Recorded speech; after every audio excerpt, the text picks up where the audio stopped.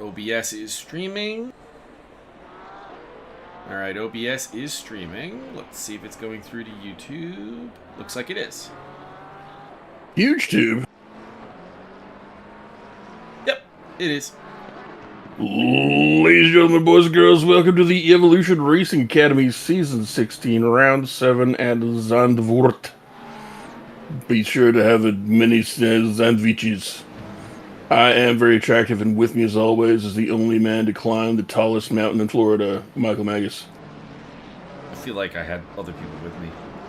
Card 398, you have volunteered to give the track map. Let's see here. Who is that? That is Ricky Beckelar. We're here at Zandvoort for the championship finale!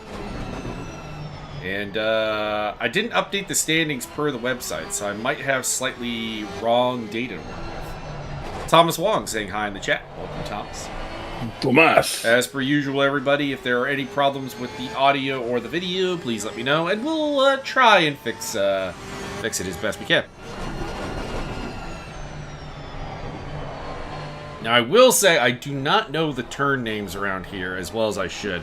I used to know them, but it's been a hot second. Now I think I only know Tarzan and the Audi S. So you will not get the turn name Dealy Mabobber. Apologies for myself because I am dealing with a slight medical issue involving my rear, and it's not a fun time. And into Tarzan goes Ricky Beckelar as he shows us around the track, which I think this is his home track. Did you see a Dutch flag when it popped up there, Byron, and I just missed it? I did not notice. I was going to say, I'm pretty sure Ricky is of Dutch heritage. So this is a home track for him around Zandvoort. Making his way through the sections here into the end of Sector 1, coming up right about now. There are some interesting, very high-speed turns around this track, which are very, very hard to manage. And that keeps it tricky, even though it's a relatively short track. And there's no, like, Eau Rouge or anything like that, but there's a lot of, like, interesting challenges that you can just get a little bit wrong and lose a lot of time around this track. We are actually coming up to the Audi S in not too much time. It is basically the first turn of the third sector, as Sector 2 comes to an end here for the Van Nel car of Ricky Beckelar. And into the Audi S. Thank you very much, Thomas. It's just a matter of recovery now. Things are handled, things are done. But it is uncomfortable sitting, and as such, I may have to get up at some point during the broadcast to just like walk around the apartment while Byron keeps you entertained. The doctors say he has to do 72 jumping jacks every 15 minutes. That would be a bit much. All right, Ricky Beckelar to the pole position. Let's break down the Iron Championship shout. As this is the final round. Now, keep in mind, again, like I said, I didn't have time to do the little sync up with the website. But by my numbers, Ricky Beckelar, who we are looking at right now, is the championship leader with 55 points. He is 3 points clear of Mario Fea and Alfie Solomons. If I'm not mistaken, Mario is not here today, so he is not going to be able to win that title. Again? But Alfie Solomons is here in the Los Patos Hermanos BMW, and he is looking to make it happen. A 3-point gap is relatively easy to make up. Basically, we're talking about just he has to beat Ricky Beckelar and have one car between them, and he can win the title still. So it's in play. Also alive in the championship is Bo Zur. I believe Bo is not here. Because I do believe Bo has retired for the season, unfortunately. Oh, yeah. Lucio Condi is also alive in the championship. He's been driving really well lately. There he is in the Scorpio Ferrari. So he's got a shot at the championship, sits on 50 points. And technically there's a couple of other drivers alive in the championship hunt. But if you catch my drift, not really. And they do start with Pat Fortune in the Stunt Possum Lamborghini. Still technically alive, sitting on 45 points. And his teammate D. Hines in the Stunt Possum McLaren is also alive in the championship on 43 points. And technically, if you want to get real technical, Nathan B. and Jos van de Velde are still alive, but like it would require them doing the full 20-pointer and Beckelaar scoring 0 for them to win the title, so not likely. We'll just go with that.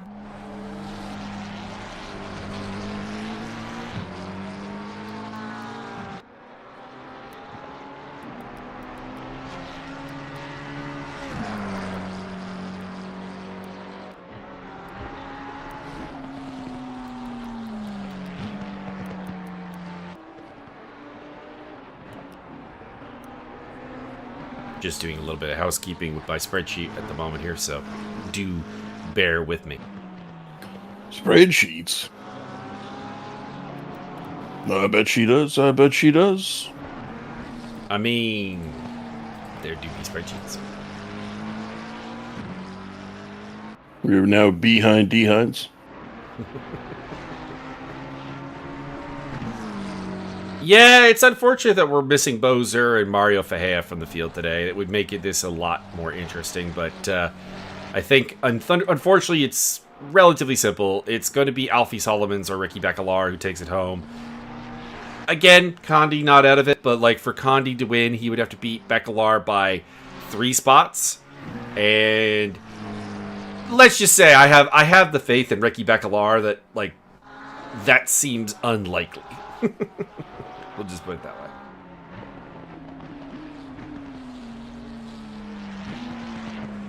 Condi's been racing real well lately, but the problem for Condi would be he would have to basically win the race, and 2 other cars would have to beat Beckelaar, who is right now 1 second up on the entire Iron Field. So, gonna be a tough one. It's because iron sharpens silver. No, wait, that's not how that works. That's not how that works at all.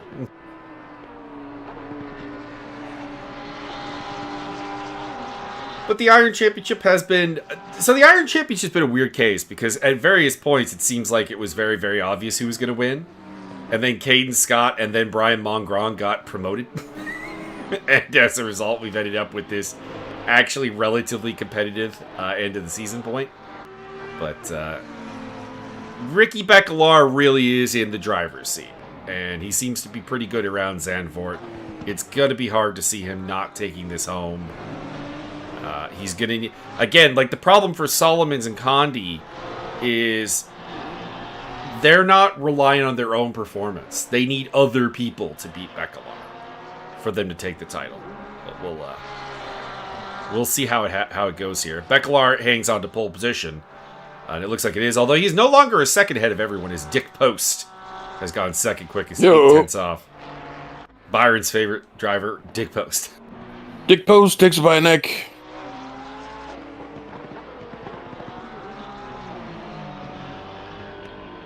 Not to be confused with Dick Warlock. It's gonna be hard. But you never know. Things could go very, very wrong for Ricky Beckelaar in the race. And that could open things up.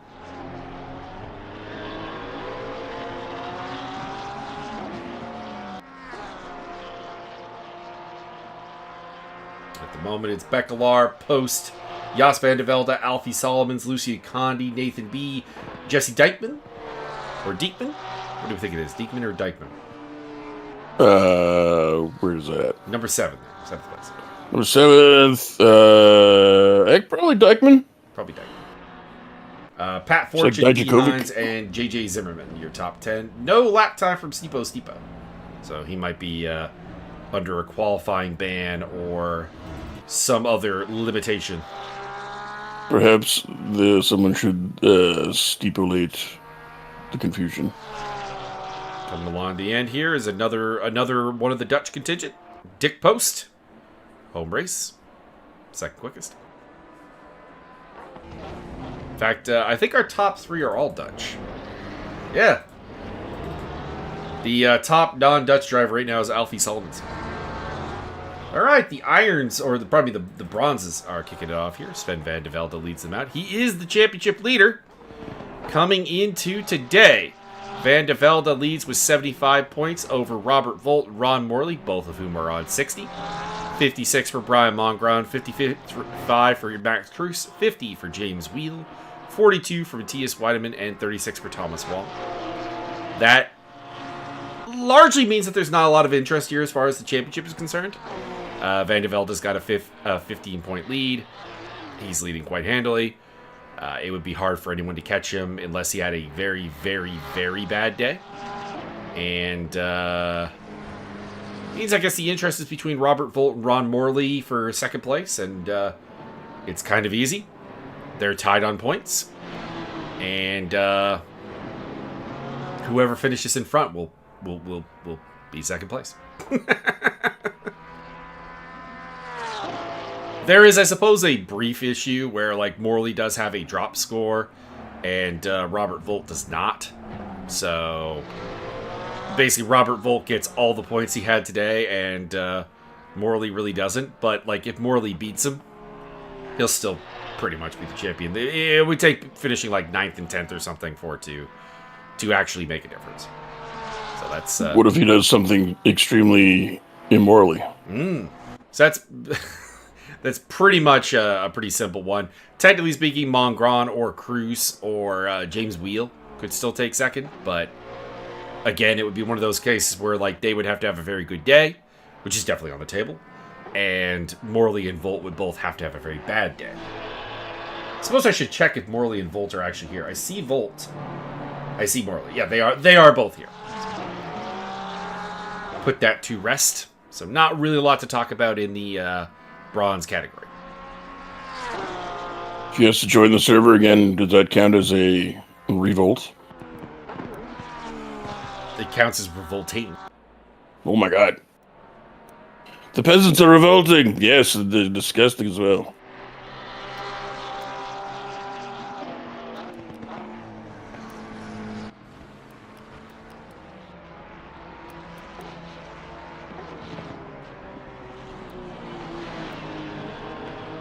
A little bit of spreadsheet maintenance here. Don't worry.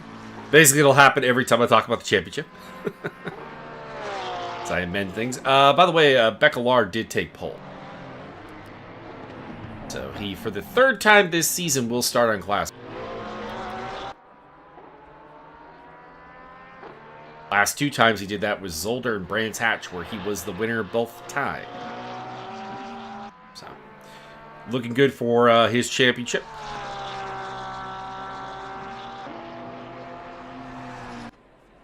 See how Van de Velde's time compares. Second quickest.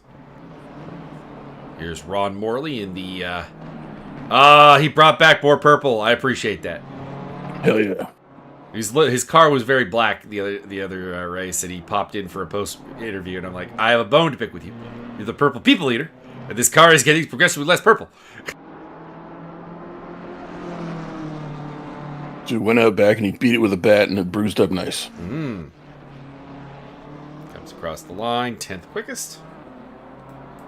We also have David Slater in the Track Tool car coming in 5th place. And the Track Tool Mustang of James Wheel. I suspect the Mustang should be a pretty strong car around here. And that's good enough for 4th for the time being.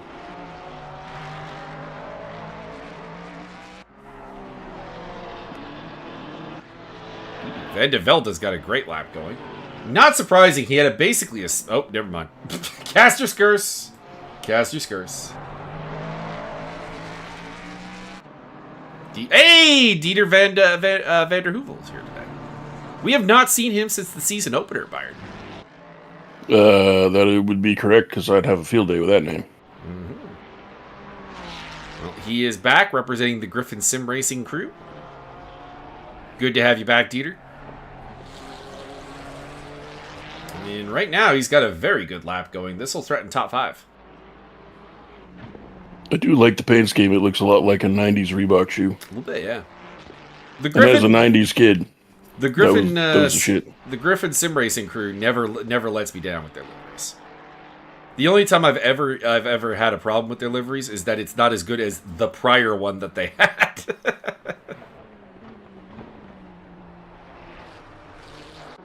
They definitely have a certain je ne sais quoi that I appreciate. Ron Morley coming to the line here. Should be a little bit of an improvement. Popping up into 10th place again.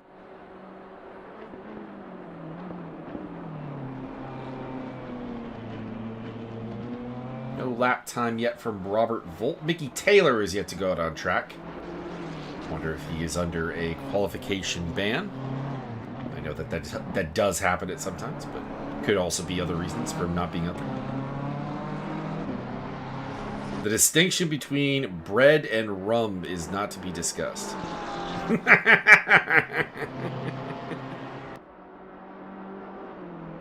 Red rum, red rum.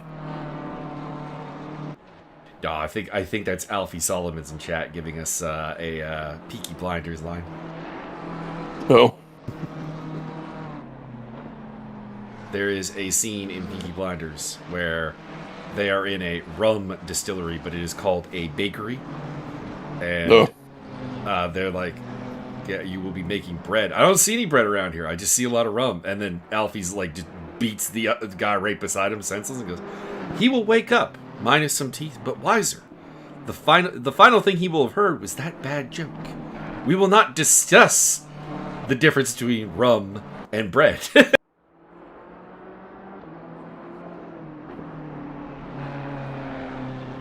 Morley's got a really good lap going here. 9/10 up. Also, a pretty good lap right now from Robert Volt is in progress. We'll pick that up in a bit. Morley's going to come across the line, and it's not going to be pole, but it's going to be good. Yeah, 5th place. Here is Robert Volt. Still technically a championship contender.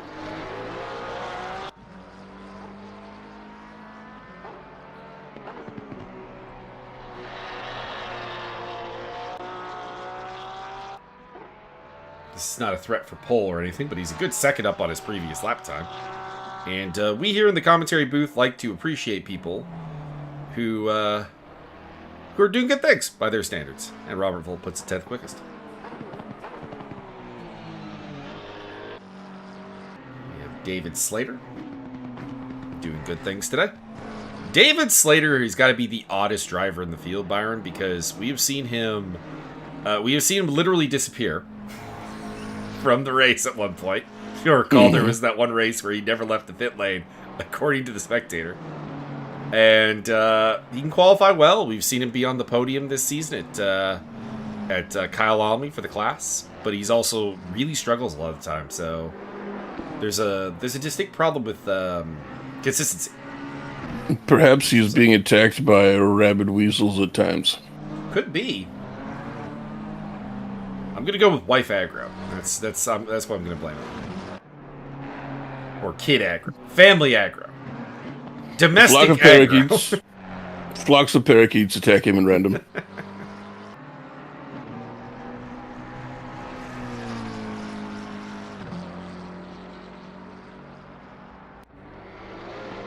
Back in the old days when internet connections were largely the limitations for a lot of drivers, there would be the famous get your kid to stop downloading the porn.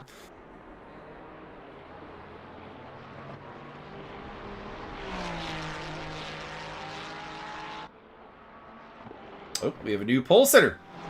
Thomas Wong, representing Gulf Oil for you, Byron. Ha-cha-cha. To the top of the pack. Don't like how you're not using the Canadian flag there, Thomas.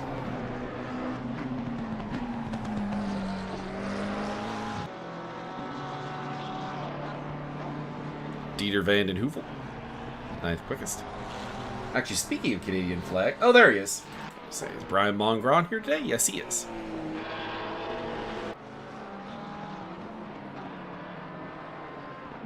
He has an outside chance at the championship, but it would take disaster for Sven van der Velde, as I was saying, for him to nudge his way in there. But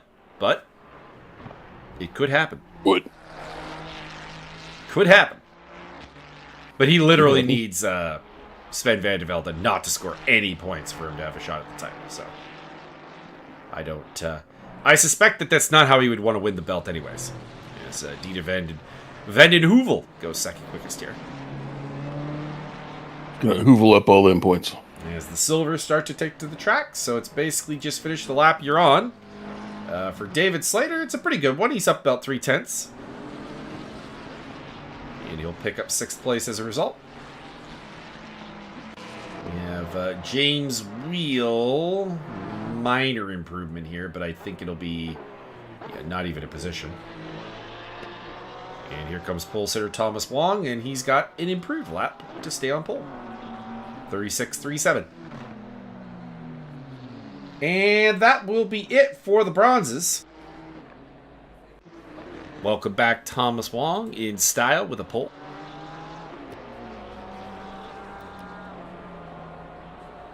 We have not seen Thomas for 3 rounds.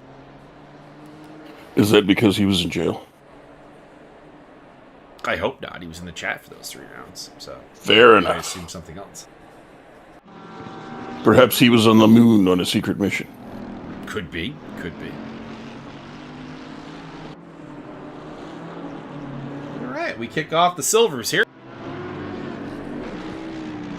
Silver is our top class, of course. Patrick Bellish leads the title challenge right now with 83 points. 72 for Nathan Gray. Now, it should be mentioned that Bellish is currently dropping a 10 point for 5th place at Zolder.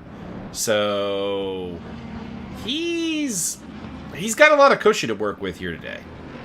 He's got a good lead. 11 points.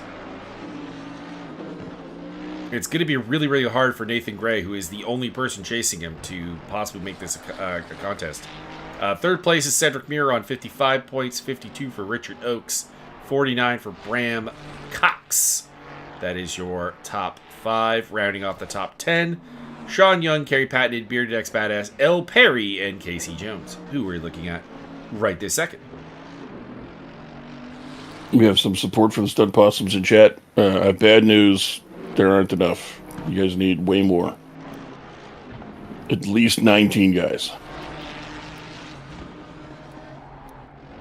And then you can take over every position in the race. You go 7 wide on every corner. That would be a pretty good April Fool's prank. Just there, have a bunch of guys, whoever the top like 6 or 7 guys are, just cooperate and block the whole track very slowly going around.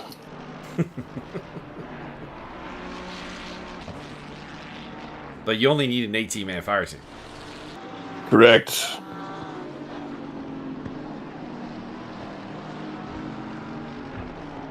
The 211 car will be the first one to start a legal lap. That is Caden Scott for the Crazy Rabbits Racing Team. My understanding is the Crazy Rabbits Racing Team is a subset of the Griffin Racing Team.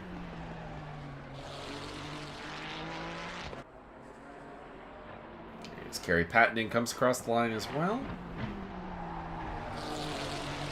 Cedric Muir going second quickest. Good work from him. Patrick Bellish into 6th. Bellish does not need to do much here today. He just needs to put together a decent little run and he'll be a champion.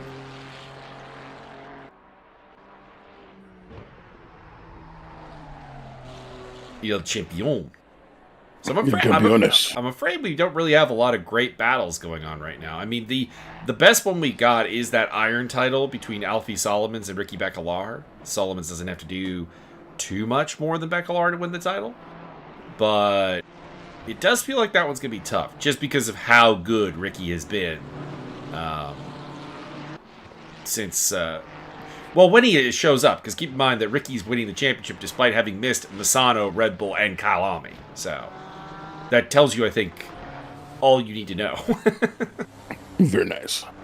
He's got a bunch of zeros on the board, and yet still is winning. Ricky, don't lose that number. Let's have a look at Steve Tetley's car today. Not sporting the Gulf foil. I know why. There's been some issues with the Awesome Sim Racing tool as far as liveries are concerned. Is that from Paprika? Was that? I'm looking at his livery, trying to figure out which anime that is. I think it's Paprika. I am not an anime expert. There are only a couple of animes I've ever bothered to familiarize myself with, honestly. That's because you, sir, are racist. No. Yeah, Akalone was promoted to Zolder. We promoted Akaloan to charcuterie board. Brand Cox coming across the line in 5th place. Moving up in the order a little bit. Still Thomas Wong out in front.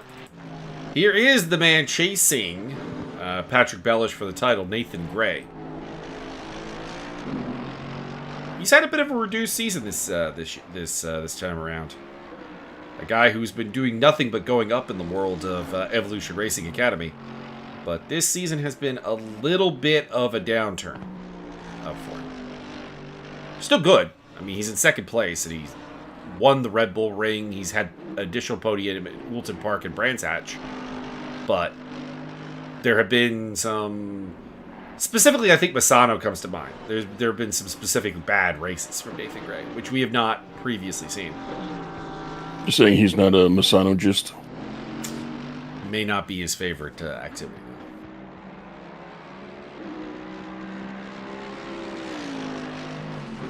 Maybe more of a Misano.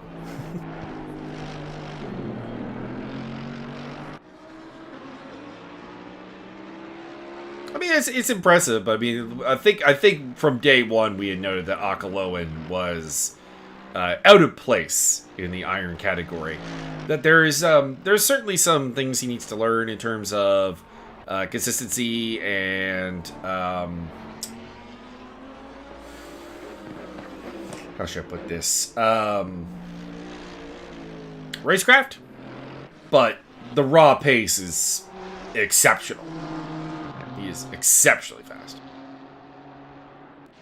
I heard he goes so fast that he ends up back in time to save Humpback Whales. El Perry up into 15th place. And Nathan Gray's got a decent little lap going right now. He's up about 2/10, which could put him in the top 5. It's really tense. Oh, Mario in the chat. Just quickly here to spread a rumor that Bekelar, Fortune, and Solomon's might have illegal parts on their cars and should be disqualified for the championship. I don't know if even that would make you the champion there, Mario. That might give the title to Lucio Condi. Because he's here today. And you're not.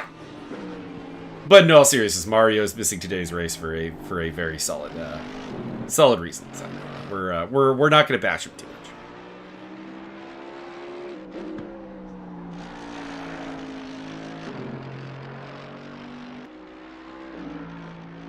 Ray coming around the final corner here, 3/10 up. So this should slide him into the top 10 or top 5, I should say. There you go, P4.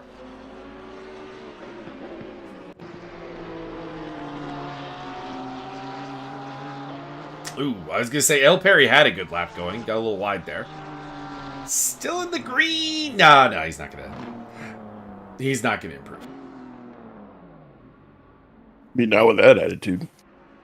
Well, clearly he agrees because he's abandoning the lap. Patrick Bellish. Abandon all lap, ye who enter here. Our champion-elect.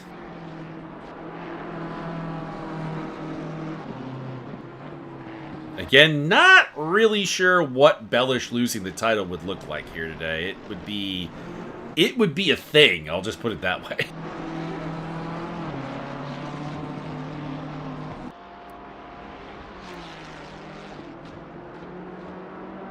He's mathematically not won the title, but let's just say we're getting into algebra trying to figure out the variables for him to be the champion, or for him not to be champion.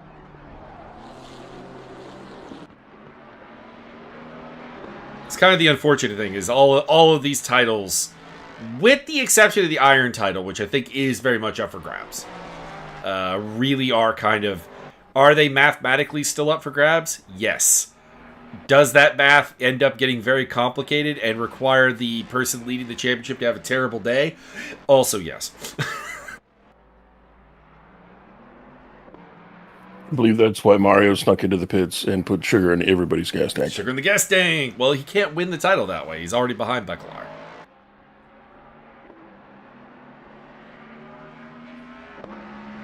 I'm afraid disqualification of Ricky Becklar is the only way Mario can win the title. I don't mean from the race. I mean from the championship. Well, maybe he also planted some illicit material. Be it in powder format or otherwise. Could be. This will be our last interesting lap here is Kerry Pattinen, who currently is looking at a top 10 time. Currently sits 16th. It moves up to 11th, so just a little short of the top 10. So the pole position will belong to Tristan Akaloan.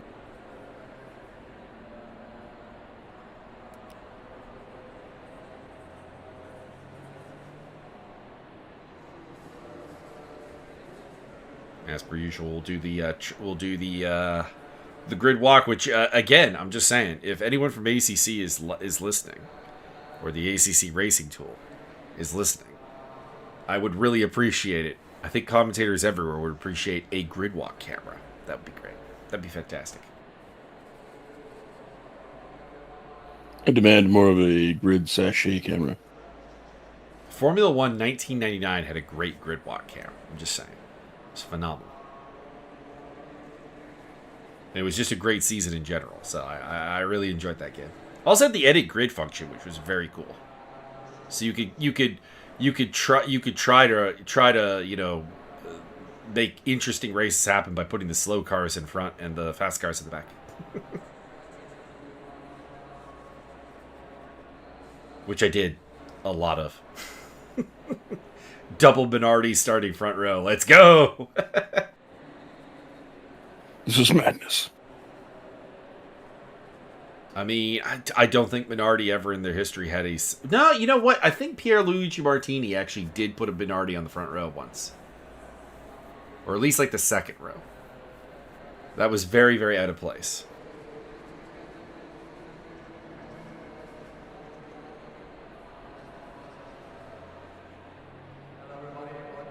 Of course, the most messed up grid I think you'll ever see is if you go back to the French Grand Prix of 1999. So the fastest cars on the grid were Ferrari, McLaren, then Jordan, and then Stewart, and then Williams, and then Benetton, basically. So you had a pole sitter was Rubens Barrichello to Stewart, but then you had a Sauber and two Prosts up there because the qualifying was really, really wet. So the grid was very messed up.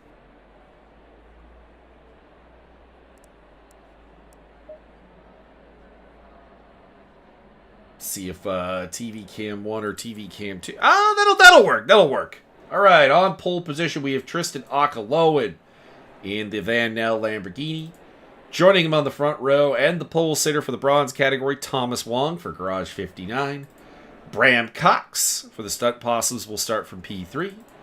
P4, Cedric Muir in the they got a new livery today. There wasn't any yellow in it previously. Cedric Muir for Verstappen.com. Nathan Gray for Los Patos Hermanos will start from 5th, the top front-engined boy on the field.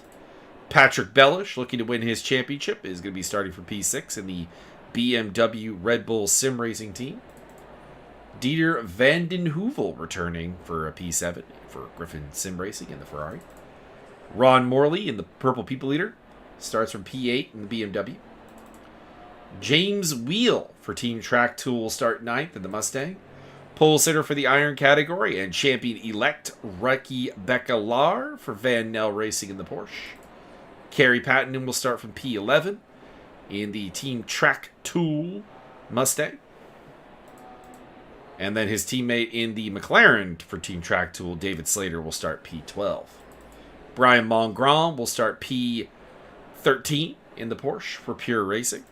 P14 will be Sven van de Velde, the champion-elect for the bronze category. And then on row 8, we have Casey Jones in the Stunt Possum Ferrari and L. Perry in the Stealth Bomber Nissan. Caden Scott will start 17th for Crazy Rabbits. Joining him will be the Boss Racing Porsche of Steve Tetley. Dick Post, Byron's favorite driver, will start from P19 for Herbert Motorsports. Robert Volt will join him in the RRH Porsche. Then it's Jos van de Velde in the Van Nel Porsche. The Lamborghini for Stunt Possum, Pat Fortune, will start 22nd. Nathan B. in our lone Audi in the field. The Dust Arrow will start from P23. Alfie Solomons in the BMW, not looking great for his championship hopes. Started down in 24th place. Lucio Condi, another championship contender, is down in 25th place in the Scorpio Ferrari.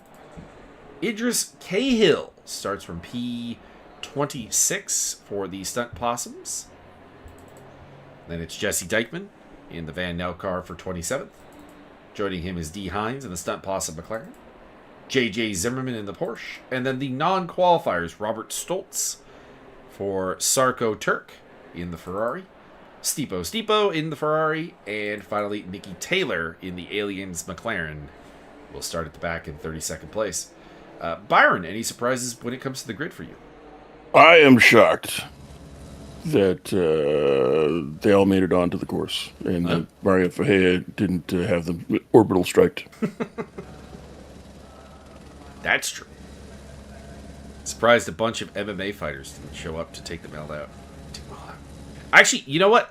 This helicopter cam view, I didn't realize how close the racetrack gets. You can see another part of the racetrack there, actually. Gets very, very close around the pit lane. Looks like something I would build in Trackmania, so if you skip over, you have to start again. Mind you, yours wouldn't have, what, 1, 2, 3, 4, 5 sets of barriers to get through? Probably not that many, no. But I might put water underneath, so if you fall down, that's equally funny. Got 2 pit stops today because it's a 90-minute race instead of a 30-minute or 60-minute race. And we do have a couple of pit penalties from Brands Hatch to take care of. Cedric Muir, Nathan Gray, Ron Morley, as well as J.J. Zimmerman and Mickey Taylor will have to serve time penalties at the pit stop.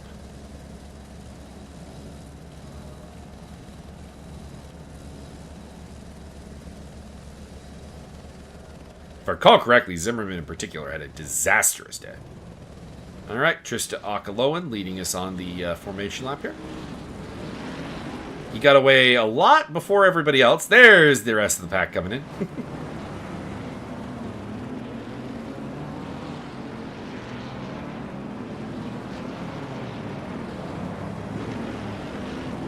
Van Nel looking to celebrate a double championship today because they would win the Iron and the Bronze category. Sven van de Velde and Ricky Baccalar lead the way. And Akaloan would like to add a victory to his table. He's had a second place at Zolder this season. And a couple other minor point scoring opportunities. He's going to be a guy I think we're looking at for next season to be a championship contender. But this season I think there was a few too many mistakes. Gonna check your math.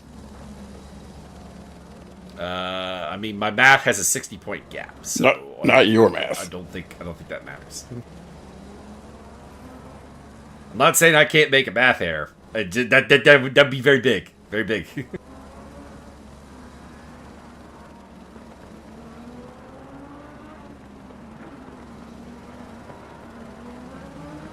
My cat started scratching the shit out of my forearm again, and it's obviously healing because now it's itchy as fuck. I'm gonna karate chop him in the gooch. It's a very specific place to karate chop. Woosa! You got a big hand too. It's probably bigger than his gooch. Let's be real. Correct.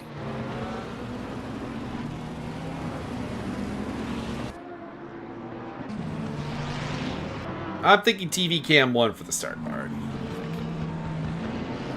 Could be. We also have TV Cam 2.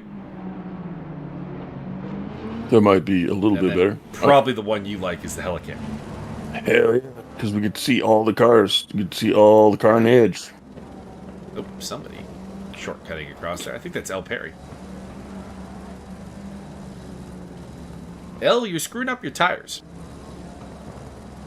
Monsieur Akaloan's Le gotten Perry. a little bit ahead of the field again. Needs to be a little bit more patient as the pace car.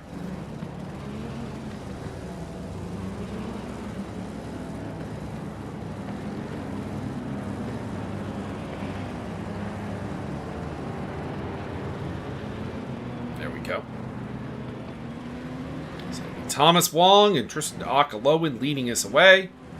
Row 2, Bram Cox and Cedric Muir.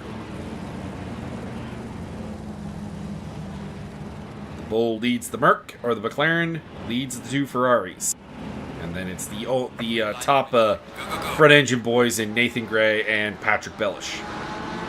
Down to the first corner to Tarzan we go. Nathan Gray looking to make it a 3 wide in the background there for 3rd place. Thinks better of it. A little bit of contact between Bram Cox and your boy Steve. Cedric Muir. Oh, we got offs. Bram Cox falling down the order. It was a mess. Oh boy. Oh boy. Oh boy. Oh boy. Oh man. Oh boy. boy. There is carnage in the midfield as Bram Cox comes to rest quite a ways back.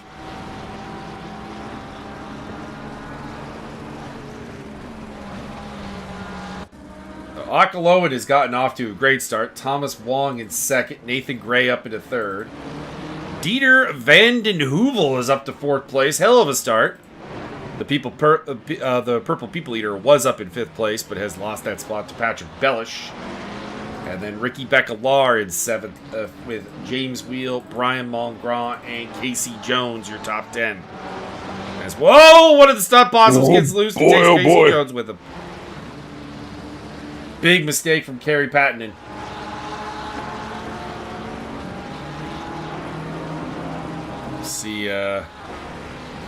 See about the rejoin here for Casey. It's going to be pretty much at the back. Rejoins in 32nd place.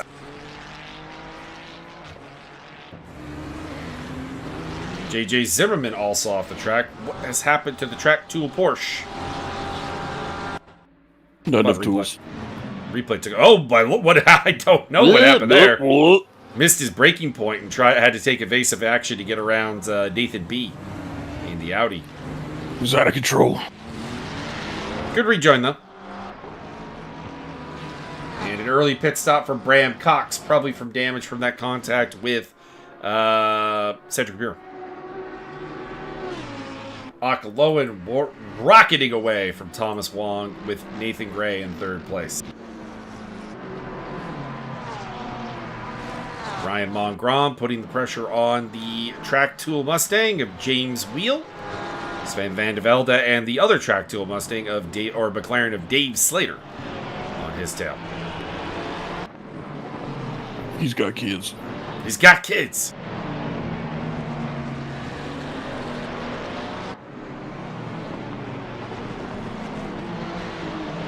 I just love him trying to recruit Arn Anderson to be his tag team partner. That was excellent.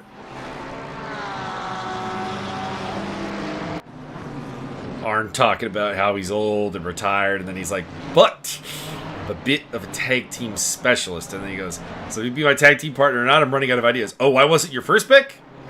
No. Big mistake.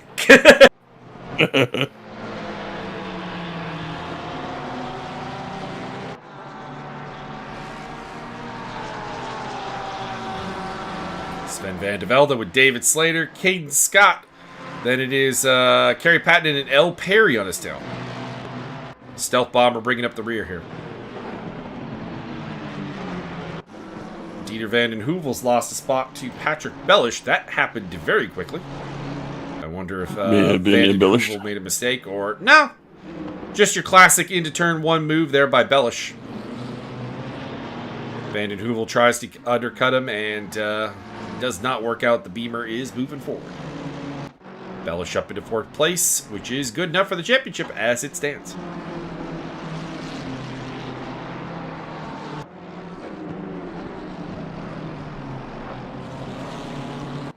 guess that championship's more interesting than I'm thinking because of the drop score dilemma that Bellish has. We'll see. I believe after this race, they have to drop all their scores. Well, technically true, but they still count for the championship. Steve Tetley on the tail of Lucio Condi. He's got Idris Cahill in the Beamer behind him. And behind that is another Beamer of Alfie Solomons.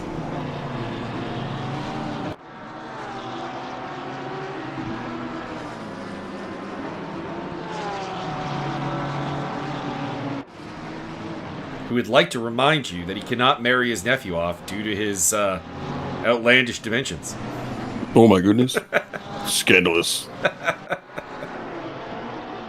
I need to at some point actually memorize that whole speech he gives, hyping up his nephew as a boxer.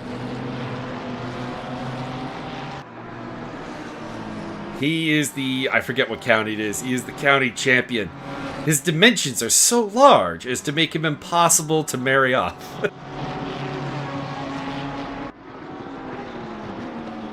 Alfie Solomon's going for it in the background. Looking to make the move into Tarzan on Lucio Condi, and he does. It's Nathan B. and Robert Stoltz behind them. B in the Audi, the Ferrari is Stoltz.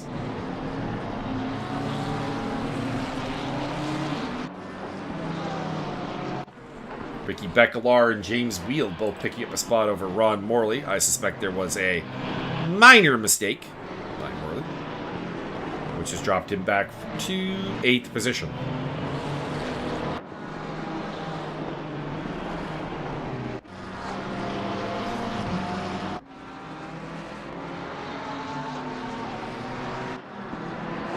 Caden Scott up on the tail of Dave Slater as they head down to the Audi S. Looking to make the move.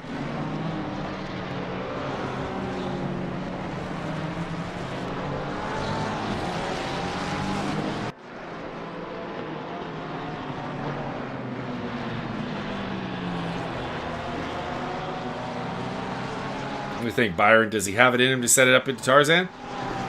I believe he may have to wait until probably Robin Hood.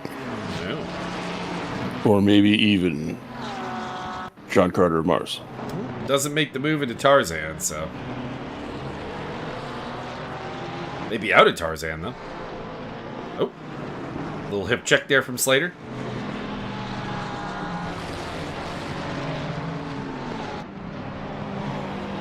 Akaloan is leading by 5 seconds 4 laps into this race. Good God. He is scampering away down the road.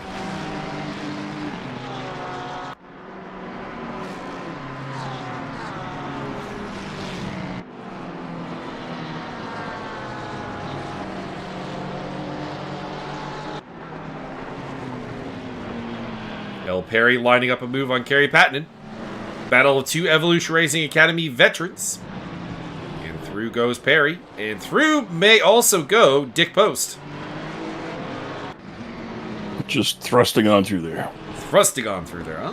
Pattinen's not giving up on it, though. Pattinen's like, I might get overtaken by a silver, but god damn it, you're an iron. You will stay behind me, damn it. And Dick Post is like, I don't care. I'm a dick.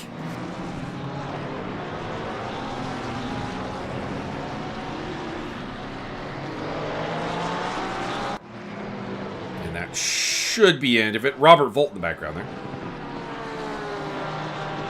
Volt off to a decent start. He's made up 4 spots into 16th place. Idris Cahill continues to battle with Steve Tetley.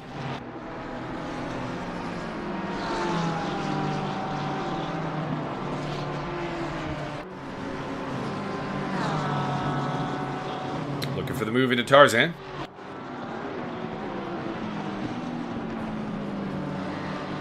Couple of cars to the pits. JJ Zimmerman and Jos van de Velde.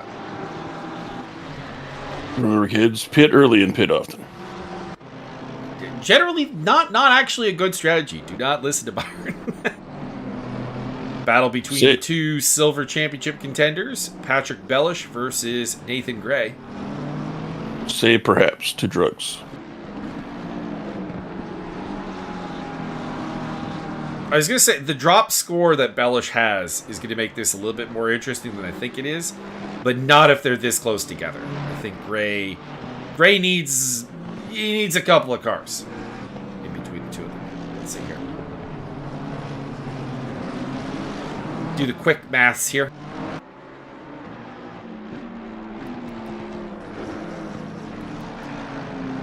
Yeah, as it stands, they would finish on... Well, you know what? Actually, right now, Gray is only one... As it stands, Gray is 1 point behind.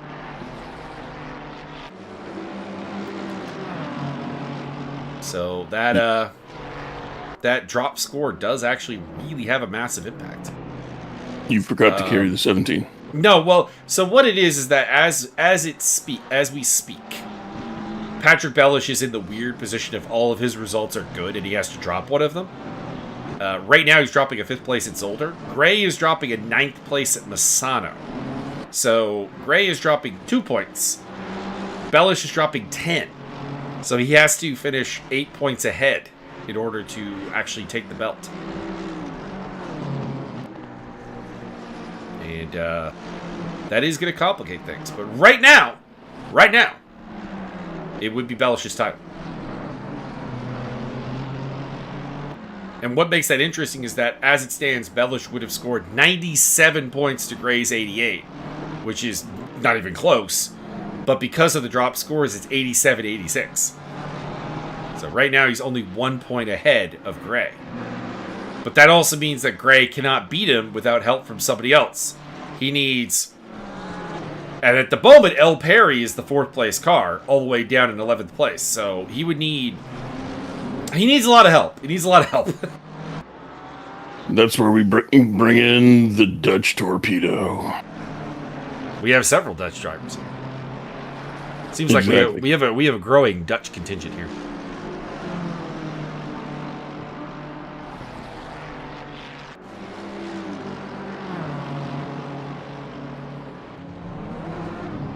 Yellow flag out for Pat Fortune. Let's see what happened to the Lambo.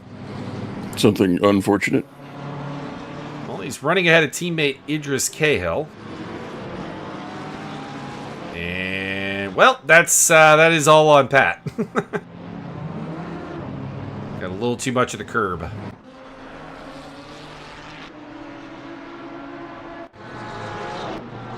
So, no stunt possum on stunt possum violence required in the pit lane.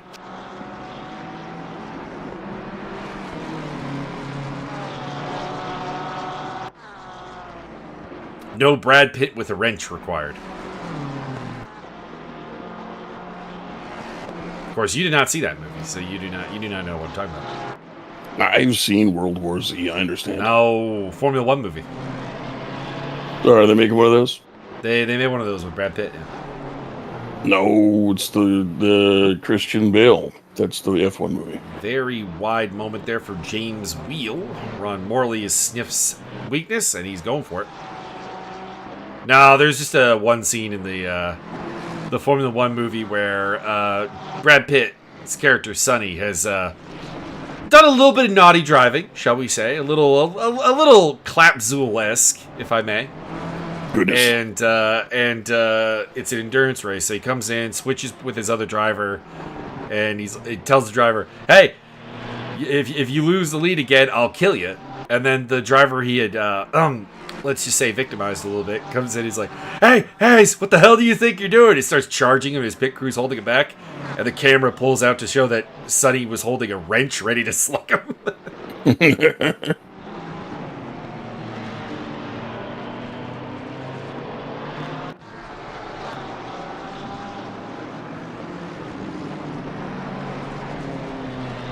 Wheel leading a train here of Morley, Mongron, and Van de Velde.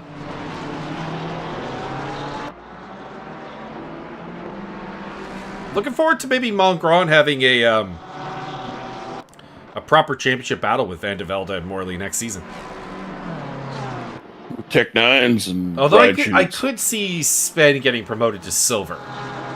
Generally speaking, not always. It's not a hard rule. But generally, the bronze championship leader does tend to get promoted. And Congratulations, your vice president. That would be this season's Sven, who does lead by a fair bit. He's got 15 points on Robert Volt and Ron Morley, like I said. And as it stands, Morley is not threatening to take that belt. Although he is having a good day. Put himself in second place.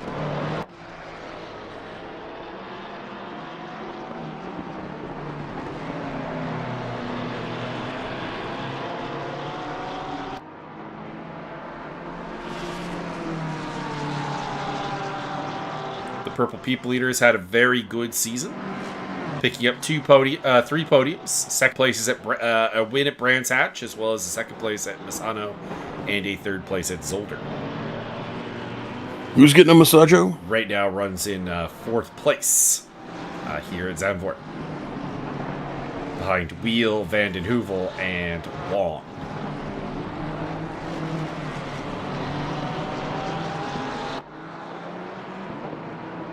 James Wheel gets very wide, and Morley makes his way up a spot, as does Brian Mongrand.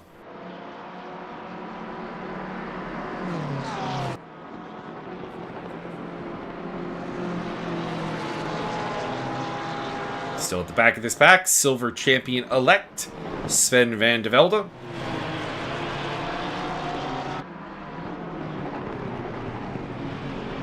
Just has to put together a decent result here today, and the title will be his.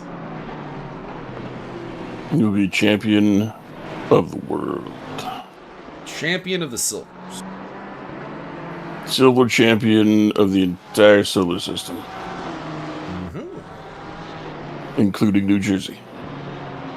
You don't want to be champion of New Jersey. Because then you have to listen to nothing but, oh boy. James Wheel makes a little mistake, gets a little twitchy, and that is going to be a spot for Van de Velde as well as L. Perry in the Stealth Bomber doing Stealth Bomber things. To become champion of New Jersey, you have to listen to nothing but Bon Jovi on repeat. Gonna be It's My Life? Yeah. For the rest of your life, it will be It's My Life. You don't even get cool Bon Jovi from the 80s. I like that song. Terrible. Me and Byron have a very big disagreement on Bon Jovi. Bon Jovi he likes, I don't like, and Bon Jovi I like, he doesn't like. Yeah, but we've established that you don't know what music is. I know what music is. I just can't sing on key at all times. Michael has no appreciation for the finer things in life, such as tone, melody. Hey! I got to rhythm. serenade the chat at one point during the endurance race with. Oh, I know. With the song. I had to tell the Hague not to come. Just don't worry about it. It's not that important. They were appreciative. Something. They encouraged an encore. I bet they did.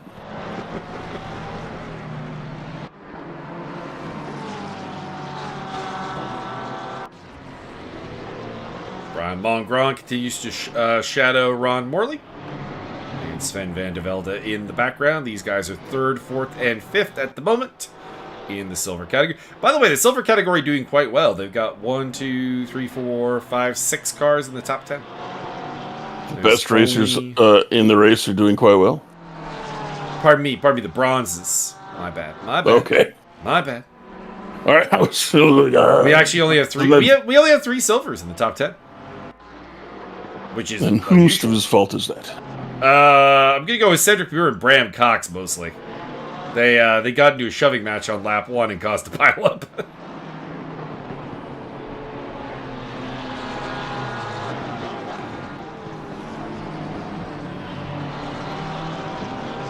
And then Kerry Pattenden took out Casey Jones. So, like, you know, the Silvers are kind of giving each other a lot of friendly fire here today.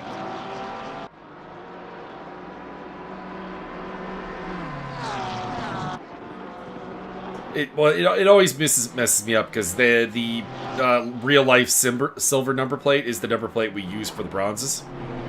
Like I know why, but like it is slightly off-putting.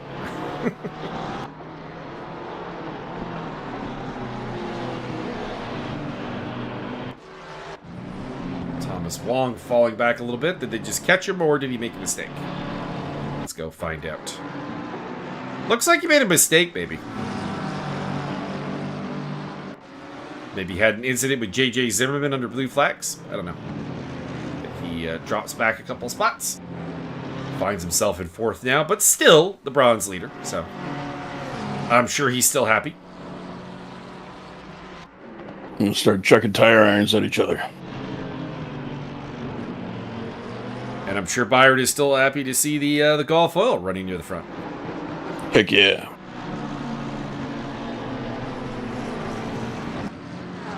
Dave Slater on the tail of L. Perry. Getting a little help from teammate James Wheel. You're getting DeWalted, Mr. Perry. And David Slater up into 11th place.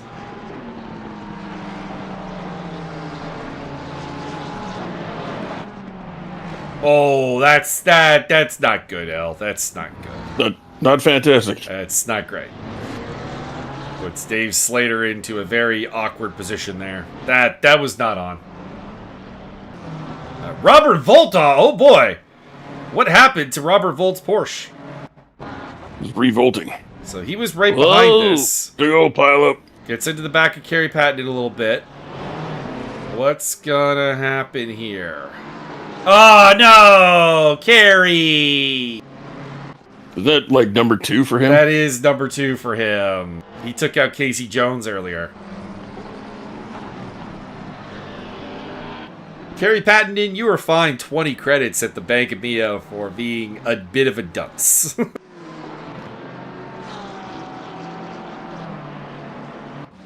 Oh, Volt is off again. This might speak towards this car being a little bit damaged. Let's see what happened. His back end is looking a little lively.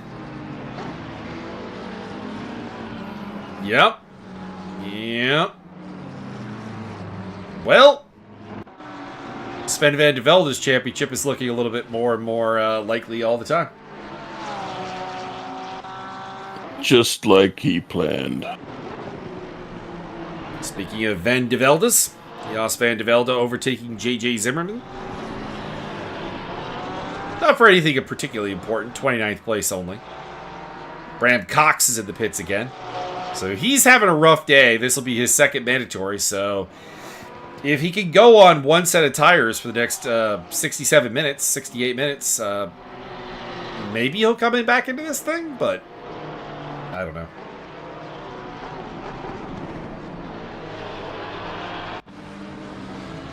Mickey Taylor on the tail of Caden Scott. The Aliens car was not allowed to qualify and started dead last. Has made his way up to the 24th spot.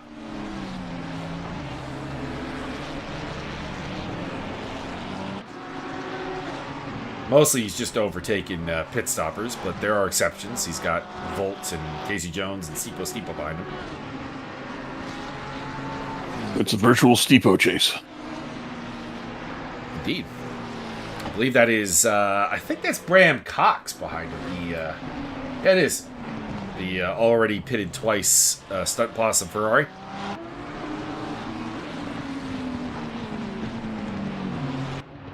Caden Scott overtaking a misfortunate Pat Fortune. And then we have a really good 3-way fight here for 6th place going on, or 7th place, pardon me. Rod Morley versus Brian Mongron versus Sven Van de Velde. Mongron up the inside, and Van de Velde spins around Morley. This has been a sloppy race. just gonna leave it at that. So there's a lot of passion for the championship. They're all trying very... there's a lot of passion. They're all aggressive. To send this season out in the right way. By the right way, I mean with a lot of penalties.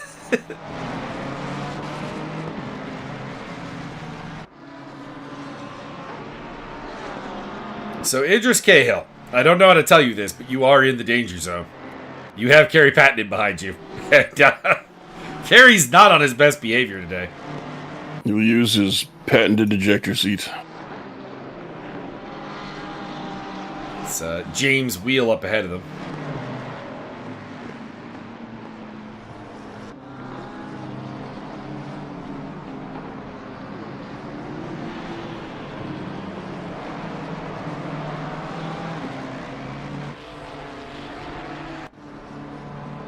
Caden Scott up on the tail of Robert Stoltz. And ahead of them, that is Lucio Condi.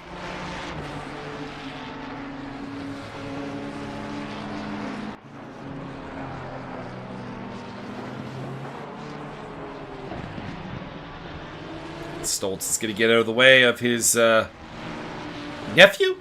If I'm piecing the Scott family tree together properly again.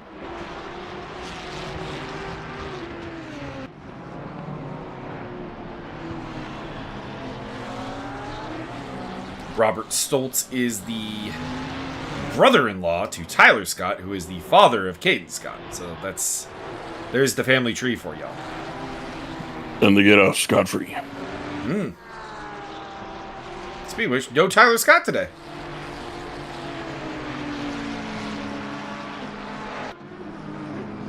We have a one Scott race. I don't think I've ever had a one Scott race. Seems slightly imbalanced.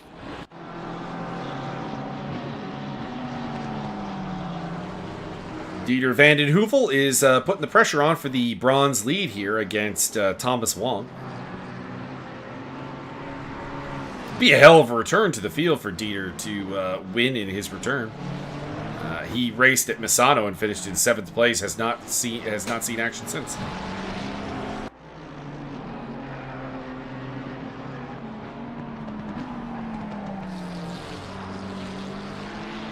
Maybe he went into hiding and have been training exclusively for this race only.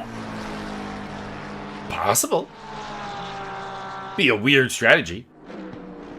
Be a bold strategy, Cotton. We will observe the effectiveness of down the inside. Nope. Wong hangs on for now.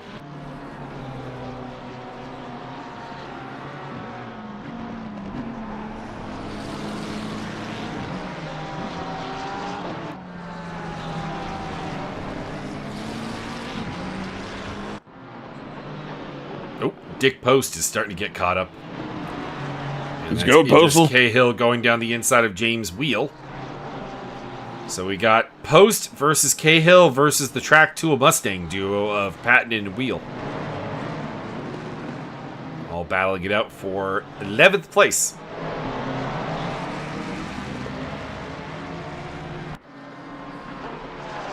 And they're catching up to another Track Tool car, that is JJ Zimmerman, who is down a lap.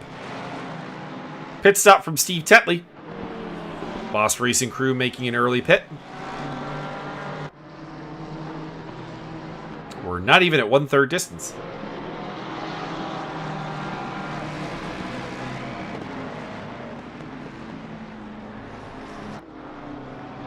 I do believe this race is a variable conditions race as well, which means that we could see, inclement weather. That being said, seems unlikely at the moment. Bring on the blizzards and the hurricanes. Idris Cahill giving a little flash of the headlights. I believe that's to JJ Zimmerman to stay out of the way. And he does let the two cars being chased by his teammates through relatively easily.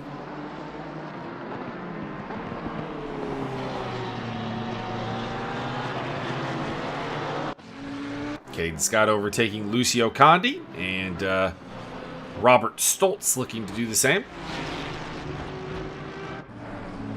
Condi's had a fantastic run of form lately. Kinda was really honestly nowhere prior to Red Bull Ring, where he picked up a 5th place. Then he kind of came back down to earth in Zolder with a 9th place. But he won Kyalami, got the full 20 sweep, and then 2nd place at Brands Hatch. He's had a phenomenal end of the season here. Would like to end it with a championship, and it is possible, but right now Ricky Beckelar is out front and on his way to a title, I think. Oh God, it's Kerry Patton's music. He's got a chair. We threw it right through his windshield, by God. Oh, yellow flag out for Dick Post. Let's see what happened to your favorite Dutch driver. Looks like it was more than 15 seconds ago, unfortunately.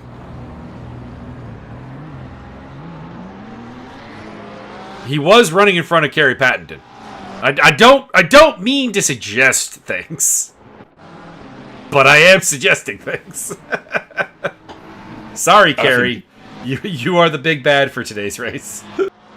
Kerry Patton in the library with the candlestick. He was, I mean, technically speaking, he had Idris Cahill behind him. Oh, Cahill's dropped too. All right, no, I'm going to suggest that this was Dick Post versus Idris Cahill, and not Kerry Patton. One of our front runners is into the pits for an early pit stop. Undercut for Dieter Van den Heuvel. Speaking of front runners, Tristan Akaloan is 10 seconds out in front. Kerry Patton in the pits, as well as Idris Cahill. Whole hill of kale. They have been in the wars. Dick Post is also in. Probably to curse out one of those two.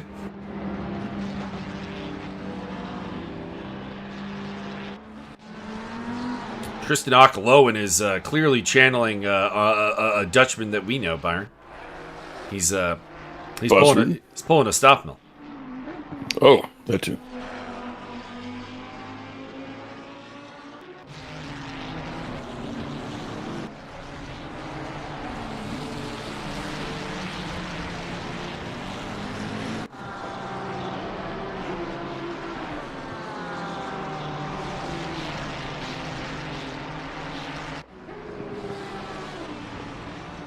Stoltz on the tail of Lucio Condi.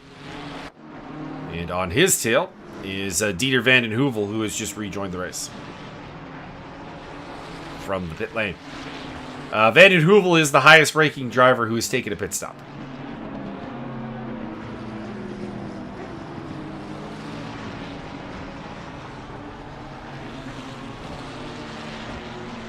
Brian Mongron in the pits. El Perry in the pits. And race leader Tristan Akaloan's in. So Nathan Gray has taken the lead. His championship hopes are alive. But as long as Patrick Bellish is shadowing him, it's going to be hard.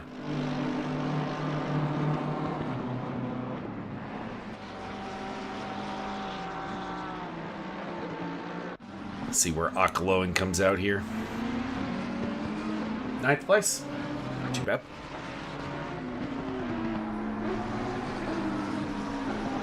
Alfie Solomon's in behind him. And that is not David Slater ahead of him, who is listed as ahead of him. I think that's Nathan B. in the Audi.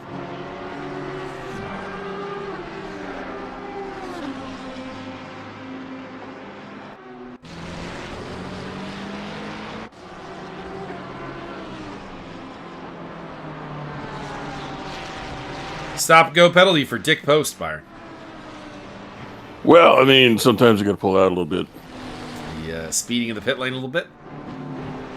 Maybe.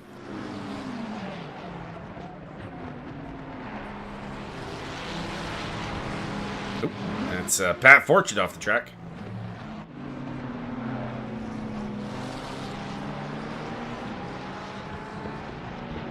Do you think he hires mercenaries and therefore they become soldiers of fortune? They may. Are you suggesting the stunt possums are all soldiers of fortune? Perhaps. Dick Post did to serve his stop-go penalty. Also, we got Patrick Bellish and Morley in. So this is where Nathan Gray needs to be real sharp. Pedal to the metal.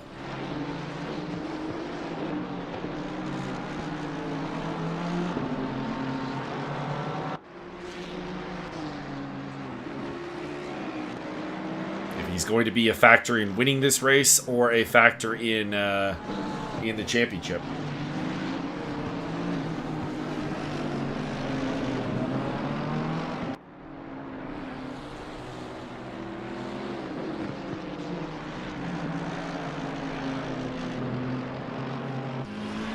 Ricky Becalar is up on the tail of Thomas Wong. Becalar is like, forget the Iron Championship for a moment. Forget an Iron victory. I want an actual podium.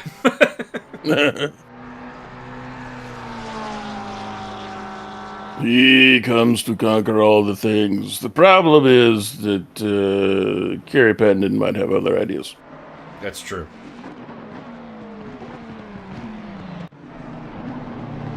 Speculating as though, in my opinion, it seems that maybe some money has changed hands.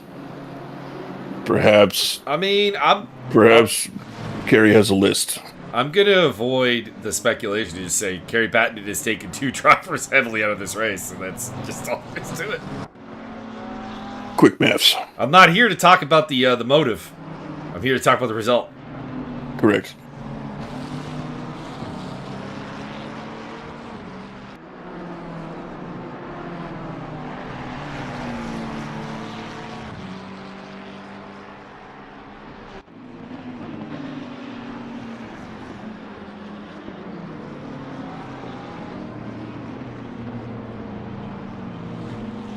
T. Hines is starting to come through the field nicely. He's up to 11th place. Now, granted, pit stops, blah, blah, blah, the usual disclaimers, but in a race where people have been going off right, left, and center, he's been unobtrusive, and it's paying off.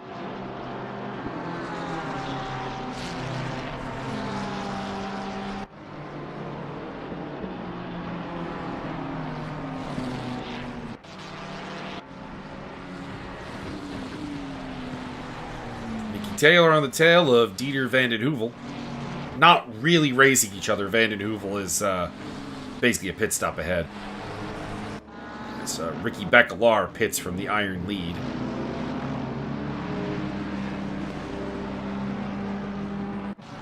Will Alfie Solomons actually get the lead here? Probably.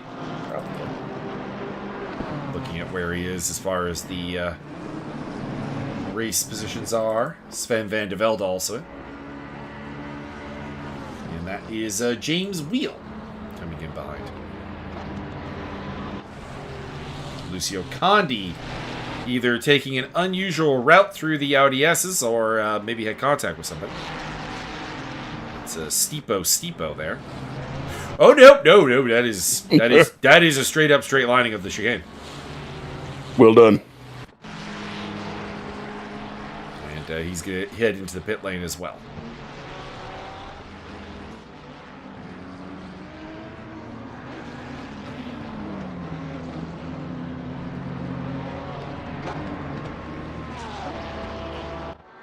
Dave Slater now officially running on a podium position.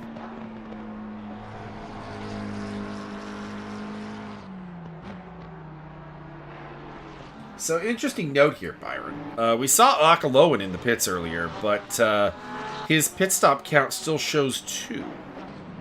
So... Interesting. He has done something wrong in the pit lane in that it did not count as a mandatory pit stop. He did not tip the bellhop. It's possible. But that could be a big deal, because he was very far ahead of everybody else. He was pulling away with this thing.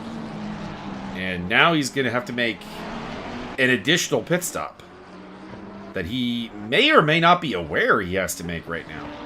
Well, maybe he didn't stop on the other one. Maybe he just went through the pit lane to serve some sort of penalty, perhaps. Didn't see a penalty, but it is possible. Could have had a drive-through. Perhaps he needed to find his golf ball so he could continue playing through. Race leader Nathan Gray is in, as well as David Slater, so Thomas Wong has inherited the lead.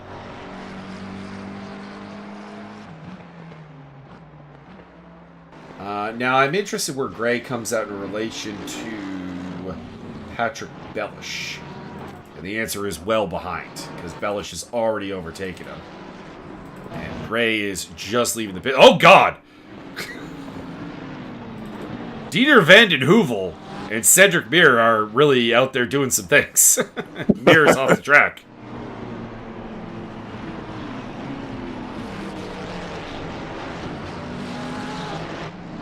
I was just watching Gray leave the pit lane, and there's Van den Heuvel like taking an aggressive move to the inside.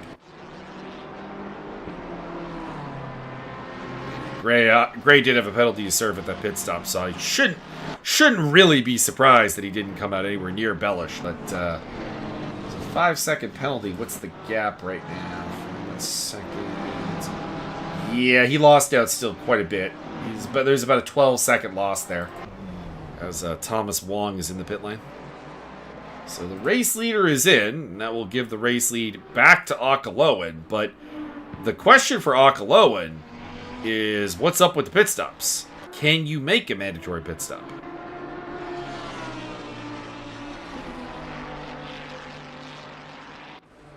We got Sven in chat saying game crash. Well, you can get back in, Sven. I think he is back in. He's back in. Huzzah! Nathan Gray overtaking Mickey Taylor.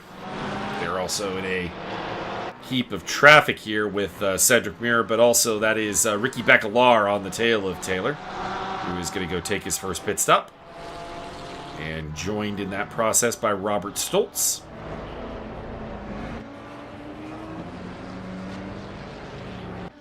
So yet to make a mandatory pit stop, we have Tristan Akaloan. We have Caden Scott. Alfie Solomons is going deep. And after that, it's, I think, nobody else. Everybody else is on at least one pit stop.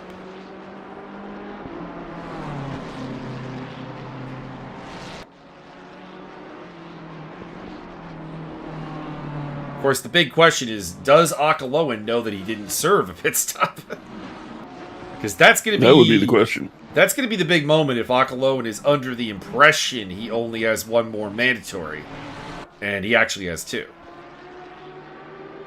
Do you have to take tires and gas and all that stuff for a mandatory? You have to take tires. Gas is not required, but you generally would. Maybe he didn't take enough tires. This game does not have the option to change only half your tires, so it's either change tires or you didn't. So he must have not changed tires. Could have been that he fixed up some damage, splash and dash, whatever the case may be. You could be right that he was serving a drive-through, but I didn't see a drive-through pop up. I don't know. All I could do is speculate that it was probably the CIA. Let's see here. The one thing I could do is I could look at his total time stopped. Okay, his stop time was like 10 seconds. Okay, yeah, no, he didn't. He did something very wrong because his stop time was 10 seconds. So that's not enough time to swap the tires. He's in now. Let's see. Does he... This time it looks like he's stationary long enough that he should be serving the actual pit stop. He did, okay. So hopefully he knows how to do a mandatory pit stop. It's just hopefully that he realizes he has another one to do is the only question. Patrick Bellish has ended up inheriting the lead after all this.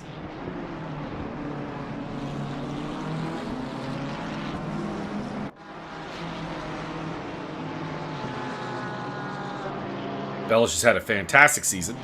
Has finished outside the top 5 not once this season. But twice. No. Not twice. Oh. Not thrice. Sorry. Not twice.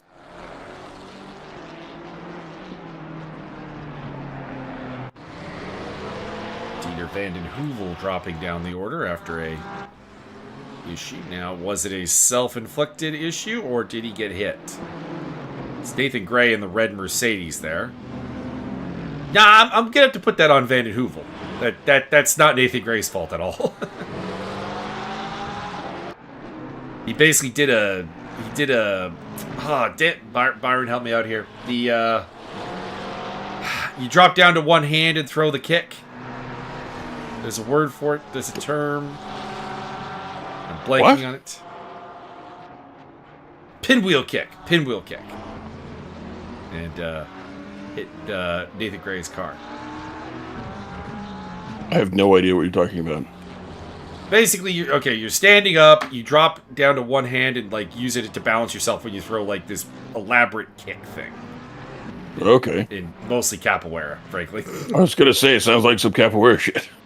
Yeah, it's not a practical martial art technique. I want to make that clear. just is a thing. I think you've seen too many breakdancing videos, sir. That rap stuff will warp your mind.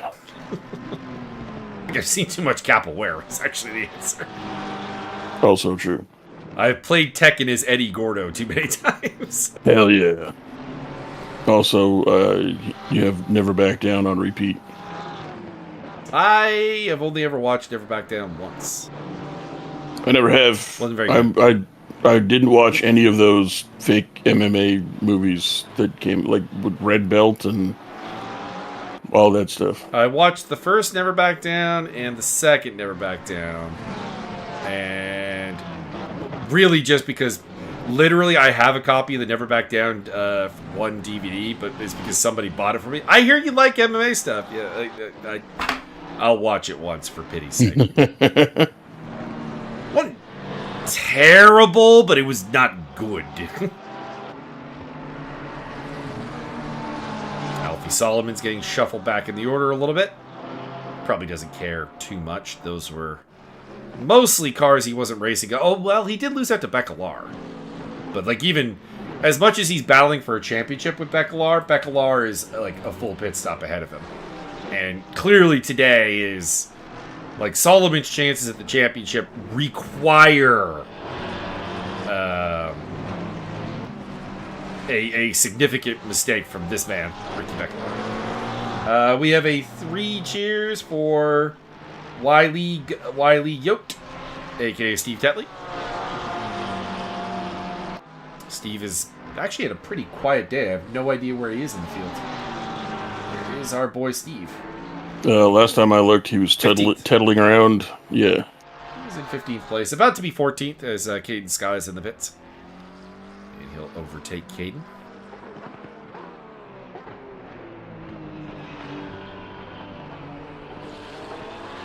He's made 1 pit stop. He's in for a decent result.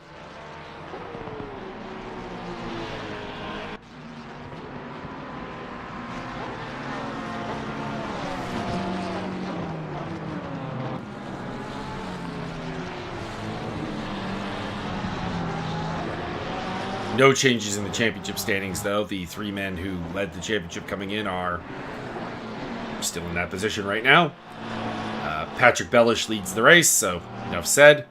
Ricky Becalar leads the iron category and is running in a solid 3rd place.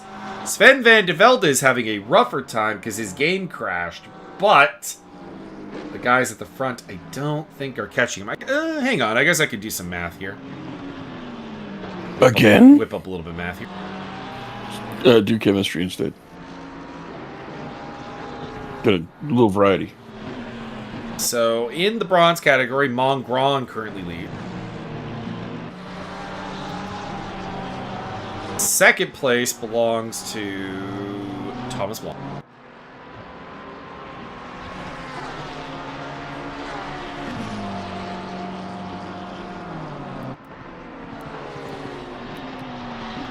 Sorry, it took me a moment to find Thomas because he's a little bit further down in the standings than you'd like.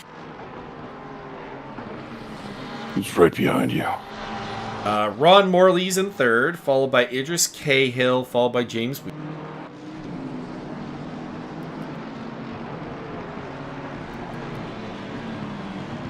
After Cahill, after Wheel, it's Slater.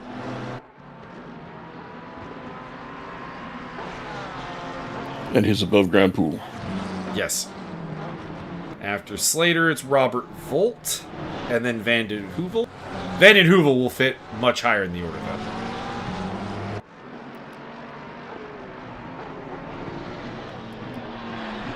I feel like Van den Heuvel's probably actually in 2nd place, roughly. And then Mickey Taylor.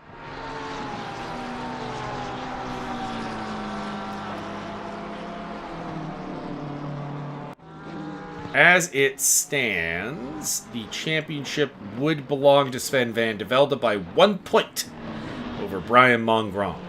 So he is hanging on. But the door is open. The problem for Mongrand is I don't know where he would find that point because he's currently in 1st place.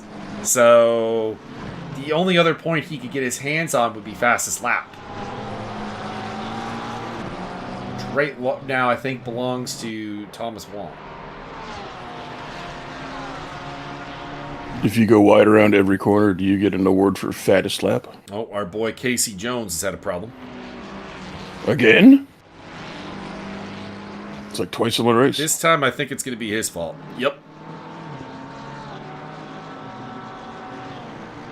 Just has a lazy spin. Zigged when he should have zagged.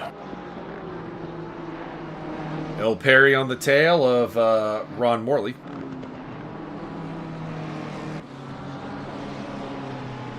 Battle for 7th place. Probably 8th effective. No, it's 7th effectively because they'll both overtake Alfie Solomons, who's yet to pit, and they're both probably behind Dieter van den Heuvel, in effect.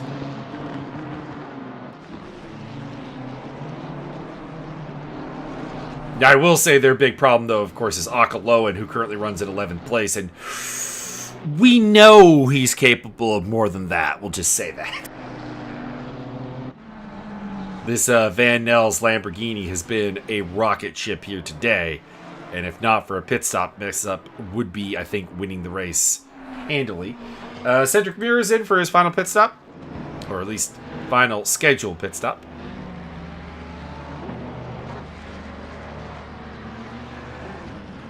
Let's check in on Sven van de Velde here. Ooh, he's still in the pits. That's not good.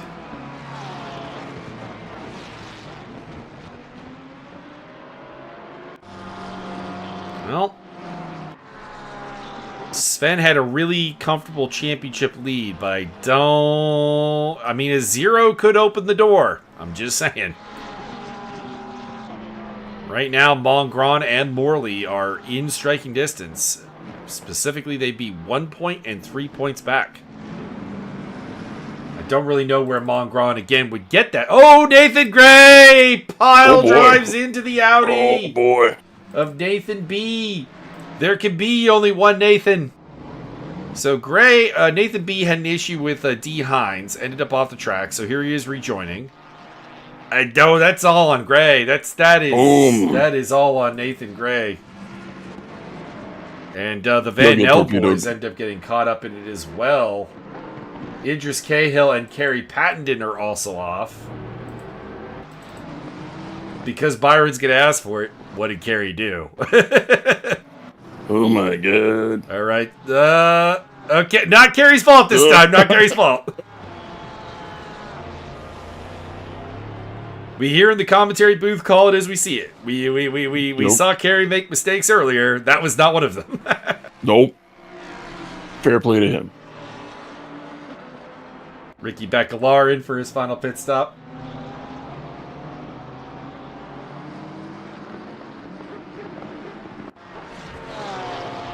I imagine there's gonna be a couple of cars in the pits this lap. There's gonna be a couple. One or perhaps two.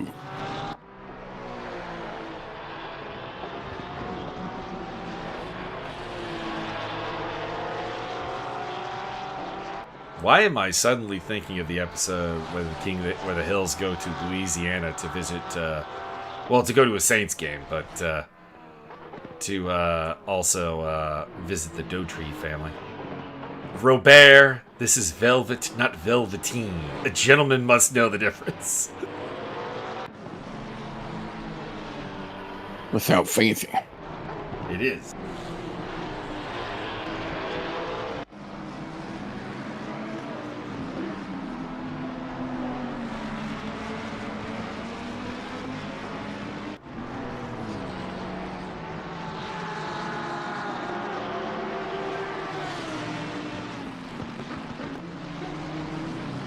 Beckelar's pit stop is taking a while. My cat's looking at me like I should be doing something, and then I remember it's Sunday. Might be time for some wet food. The goose demands his tribute. Nathan Gray in the pits. Not a lot of a surprise there. Look at that car. That car definitely needs to get in the pit lane. We just had a question about that in chat. How is Nathan Gray doing? Well, he murdered someone. He decided that Nathan B did not deserve to live. And, well, that has brought us to this point. where they're going to get the Byron in the pit crew out to take the hammer to the hood. We'll get all the dents out. Well, Or maybe put extra ones in. Patrick Bellish is leading by a fair bit now. Second place belongs to Mongron, followed by Wong and Morley. And it's El Perry up to 5th place. Alfie Solomons is... I don't know about this Alfie Solomons game plan of, like, staying out there and not pitting until... He is going for the Ultra Max Simmons Award right now. And I'd get in the pits if I were him. I would get in the pits. You got 2 pit stops. Two to serve, Alfie. 2. And, of course, the main danger to everybody is still Tristan Akaloan as he tries to recover from his earlier pit stop snafu. It's one of the other Van Nel cars there getting out of the way. Jesse Dykeman, who got wiped out in the aftermath of the contact with Nathan Green. I wouldn't say that he's on fire there, Shito. He just hasn't pitted, and he's finally coming into the pits now. He's got 2 pit stops to go, so I guess he's going to go double short stint at the end here. Not sure about the tactical plan here. Not saying it's hurt him necessarily. I just, I don't know what it was supposed to gain, is all. So he's in the pit lane now. And, Becalar... Oh, Becalar's made both his pit stops. I was going to say. I was trying to figure out why this will probably hand the lead of the Iron Race to Lucio Condi. But, it's because Becalar has pitted twice and Condi has only pitted once.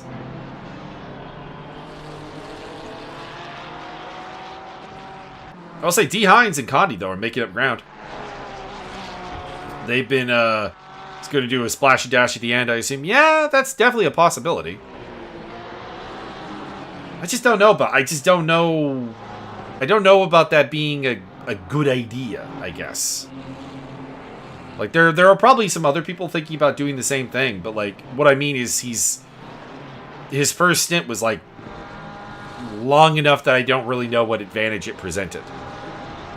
But, I remain open-minded to being proven wrong here. We'll see how it goes. So he's rejoined the festivities in 2nd place behind Lucio Condi and ahead of D. Heinz. But realistically, the guy he's trying to battle with is Ricky Becalar, who has made both his pit stop, is in 22nd place.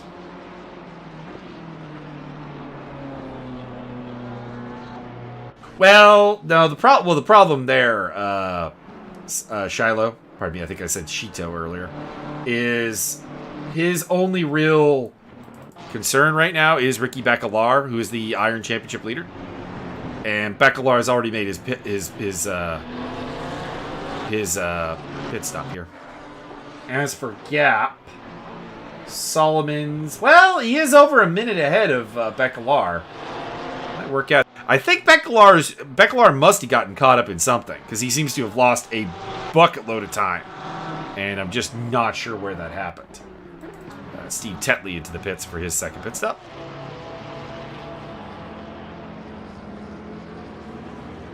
Yeah, keep in mind there, chat in general, the times you see on screen, those are not real time. Those are at each timing zone, so at the end of the 1st sector, 2nd sector, 3rd sector. So you'll want to pay more attention to the position listed. So, for example, Steve Tetley's in 17th place, listed in the bottom right-hand corner. And... Tetley is in 14th place. If it rains, absolutely, the guys who still have a pit stop, it's going to be a massive advantage. But, I don't know if that's really on the cards, as Bellish and Mongron are in, as well as Tetley. So that hands the lead over to Thomas Wong once again.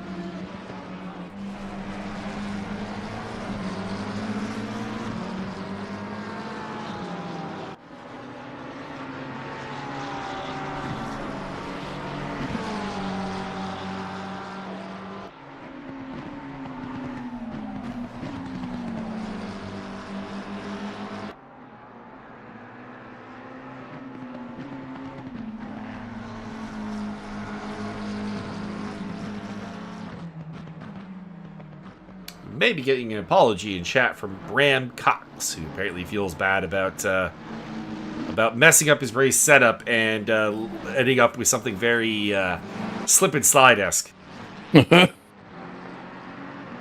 He's pinging me in the Discord chat. I've told him that he is he can totally apologize in chat if he wants. Casey Jones in chat here saying he was actually hoping for rain because he's faster than anybody on the planet in the rain. Well, Richard Oakes is not here, so that might be true. We know Richard Oakes in the Rust Bucket is really fast in the rain. Oh, we have somebody in our streaming studio. It is Mr. Bram Cox. Bram Cox, you are here to apologize to the field for your nasty, nasty behavior. Please explain. Yeah. I mean, this is the second time in a row that I slammed into Cedric, so I'm really sorry. Cedric not gonna be happy. Yeah. I did not have much time to practice, so this was my first time in the race setup, so I'm really sorry. Oh. Well, the speed looked good. The quali was going really good. Even in practice, the wet and the dry was going good, but yeah, it was the first time in the race setup, so I'm really sorry. And then I don't know if I think I slammed into someone else, but I forgot their name. Can't say that we saw it, so I can't help you out with that. We saw the contact with Cedric. It wasn't Orange McLaren, I think. Orange McLaren. Or a Van Nel. Or a Van Nel. Okay, probably one of the Van Nel mid-engine cars then. So yeah. That would probably be Jesse Dykeman, probably. Yeah. So I'm really sorry to him as well. Because this was I think this is the last time after this season I will be in server 2, so I hope no one will hold a grudge against me. Promotion's coming for you. But yeah, I just wanted to say I was really sorry. Tristan Okaloan taking an unnecessary risk there, given that El Perry was heading into the pit lane, but it's an overtake is an overtake, I suppose. And he is up to third place behind Ron Morley and Thomas Wong. By the way, right now it is almost an entirely bronze podium. Now, granted, there are pit stops here. Bellish is going to circle onto the podium. I think Okaloan is as well. The third spot, though, Thomas Wong may legitimately be headed towards the podium here today. It would have been Nathan Gray who would take the third spot, but we saw Gray try to commit homicide. And as a result, has fallen down the order. We have a stock go penalty for Kerry Pattenden as well.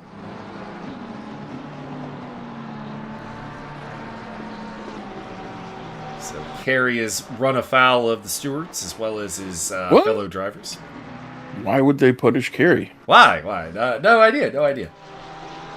It's all love, Kerry. Normally we're big Kerry Pattenden fans, but today his driving's been a little bit Ayrton Senna-esque, a little Pastor Maldonado, let's just say.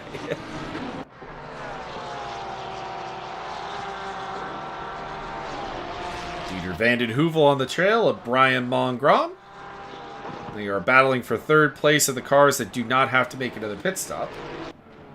I'll tell you who fittingly has ended up being a threat for a really good result here today. El Perry in the Stealth Bomber up in 7th place. He's made both his pit stops, which 5 of the 6 cars ahead of him have not. So maybe we're looking at an El Perry podium. The El Podium. We'll see. The 988 Stealth Bomber is on a mission. And looking to get it done here. Kerry Patton in the pits along with Dick Post.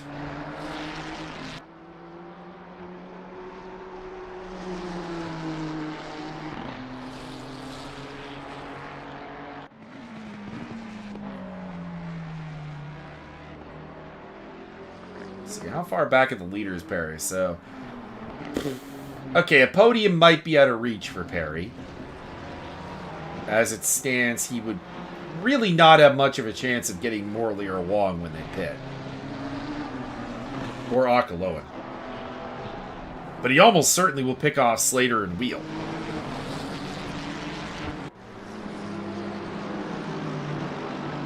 Which would be a pretty heroic 5th place.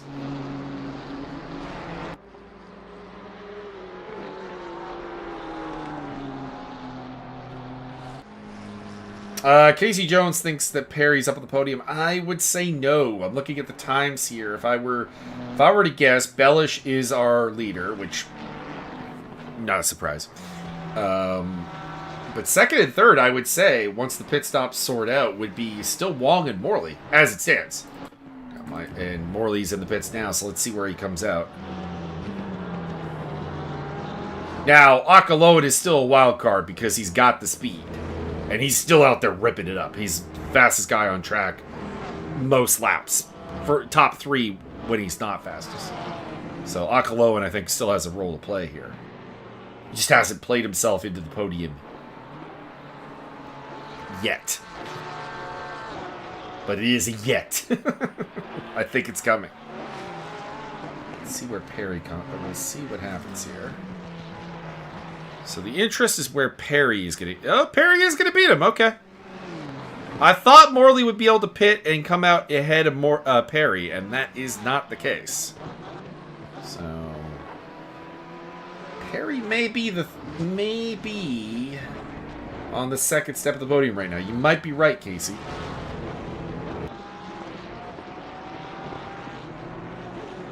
Might be correct. Morley's going to come out ahead of Robert Volt, and behind, I think that's a lapped car up ahead of him. Yeah, I think Dieter Van den Heuvel is the car actually ahead of him. Alfie Solomons and Lucio Condi are in the pits, so much for the splash and dash idea for Condi. He's just gone with for Solomons, he's gone for a really, really short second stint.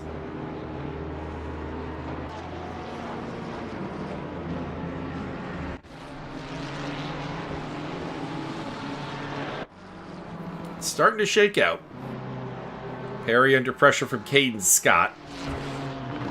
Doesn't honestly really have to worry about Caden. Caden still has to make a pit stop. So it's really just, does he think that Caden would slow him down being in front of him or not? And, judging by their recent lap times... Whoa! Oh! Caden Scott in the wall. Never mind. Never mind. That kind of makes my speculation a bit academic in nature. David Slater in the pits. And I was going to say Caden Scott might be coming in, but nope. It's just him letting Becca Lar have a lap back. So Thomas Wong continues to lead. Second place belonging to Akaloan. And then the actual... effective leader of this race is the man you see right here, Patrick Bellish. Because he does not have to pit. And the top 2 do. And his gap to them is under 20 seconds. As that is Jesse Dykeman, I think, taking a shortcut to let him through.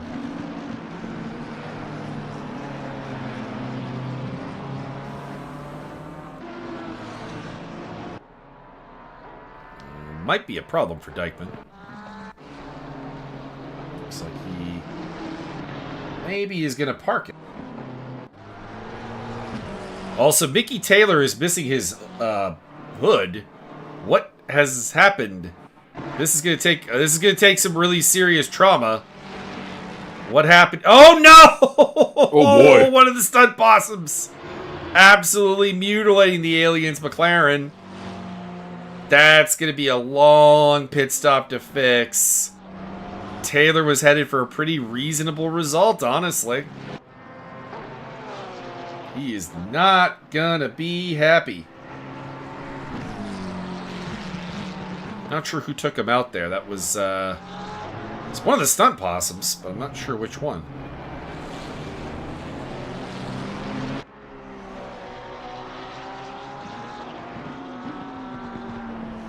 Other than I can say it was not Idris Cahill, because Cahill is in a BMW, which that did not look like.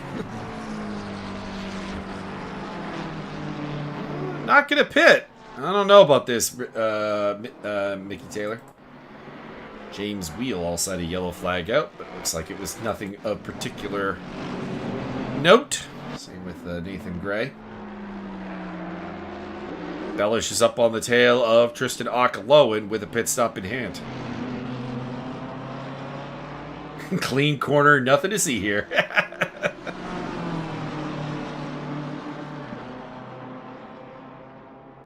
Akaloan stays out for the lap. And Robert Volt is in for his final pit stop. Becklar up on the tail of D. Hines. It's the inside of the Audi S.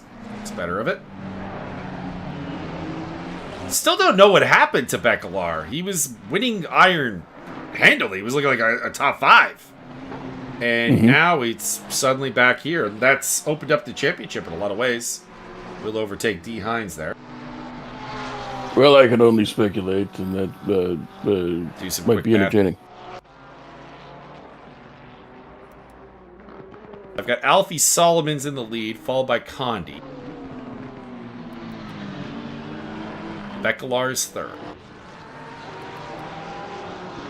So the championship would right now be a tie between Alfie Solomons and Ricky Becklar at 70 points apiece. Not that Alfredo There is, I Sulaiman think, guy. a solid chance, given that Becklar's fastest lap is a 36.9, which is within a couple of tenths of the fastest lap of the race. He probably has the fastest lap and probably would, in fact, be the champion. So right now, if you're an Alfie Solomons fan, you are cheering for D. Hines in a big way, because I think you need D to get ahead of Becklar.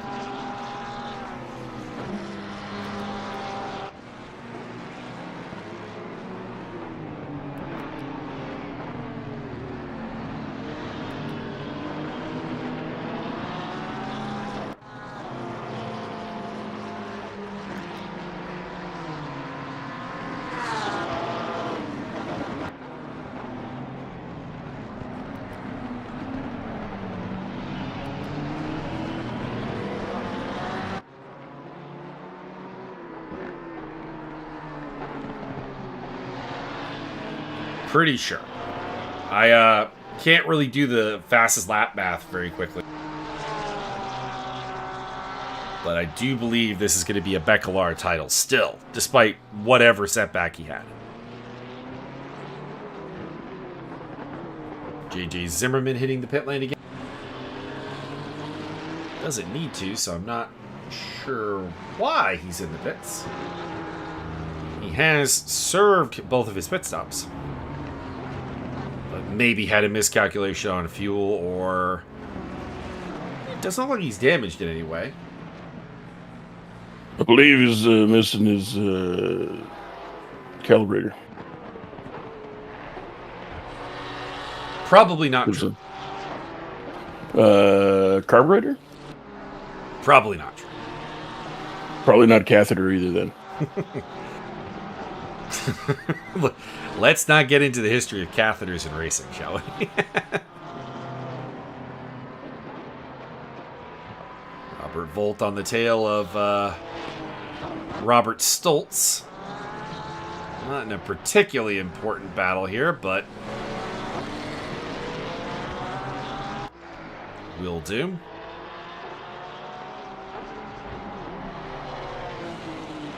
Guess we should... Oh, there's the overtake. Guess we should do the bronze calculations here again, because Sven van de Velde is going to score 0 today. And that has opened the door on an otherwise pretty safe championship.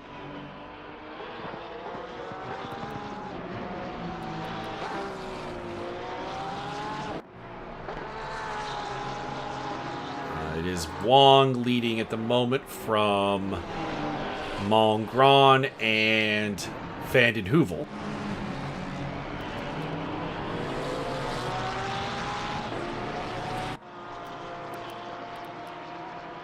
Morley in fourth, then Cahill and Taylor.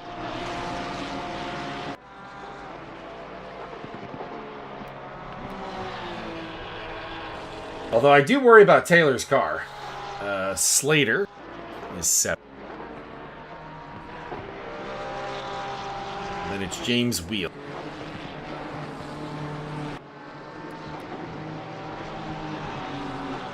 I bet you think that's really funny. Voltenstall. Voltenstall. Sounds like a bad car sound. Not wrong. Championship would be Sven van der Velde by 5 points over Ron Morley as we speak.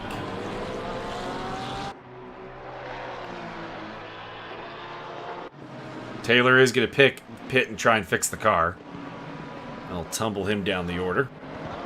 Doesn't help Ron Morley out, though. Morley was ahead of him. Nathan Gray on the tail of David Slater. If I'm Slater, I'm not especially interested in fighting this.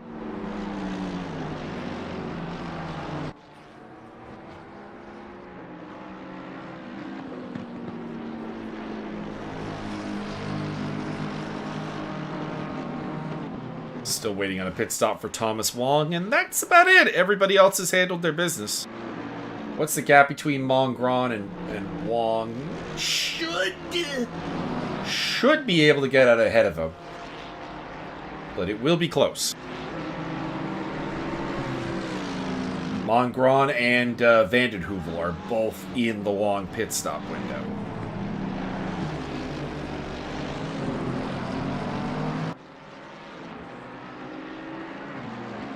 Battle for the bronze win as well as the final step on the podium.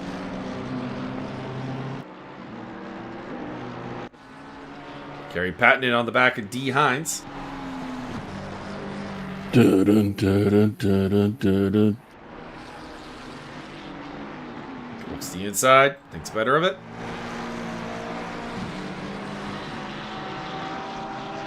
And behind them, that's Cedric Muir, who we know is a little out of position because of his journey here today.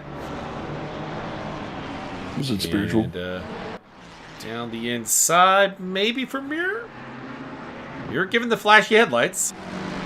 This is not a blue flag situation, so Pattinen has every right to defend. D. Hines hops the Audi S. Very wide exit there for Pattenden. Also in the background, that's a lap car behind Muir. I think that's JJ Zimmerman.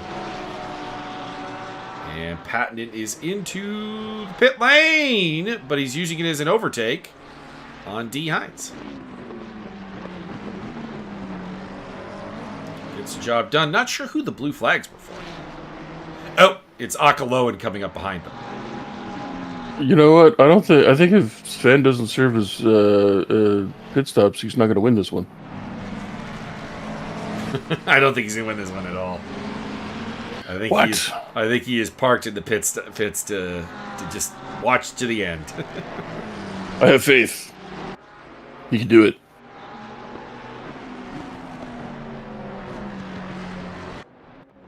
Nathan Gray has still not gotten past Dave Slater. And that's got to be embarrassing for Nathan Gray. He's battling for a championship with Patrick Bellish, who's right behind him. And it's a blue flag scenario. That's embarrassing.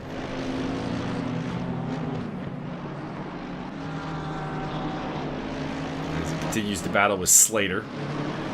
Thomas Wong in the pit lane comes out in second place. So does come out ahead of El Perry. By a fair bit.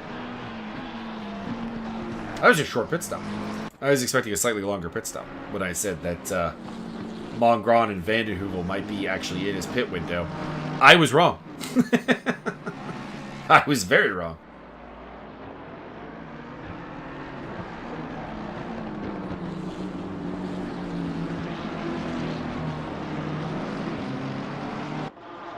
Oh, well, that might be why I was very wrong, Byron.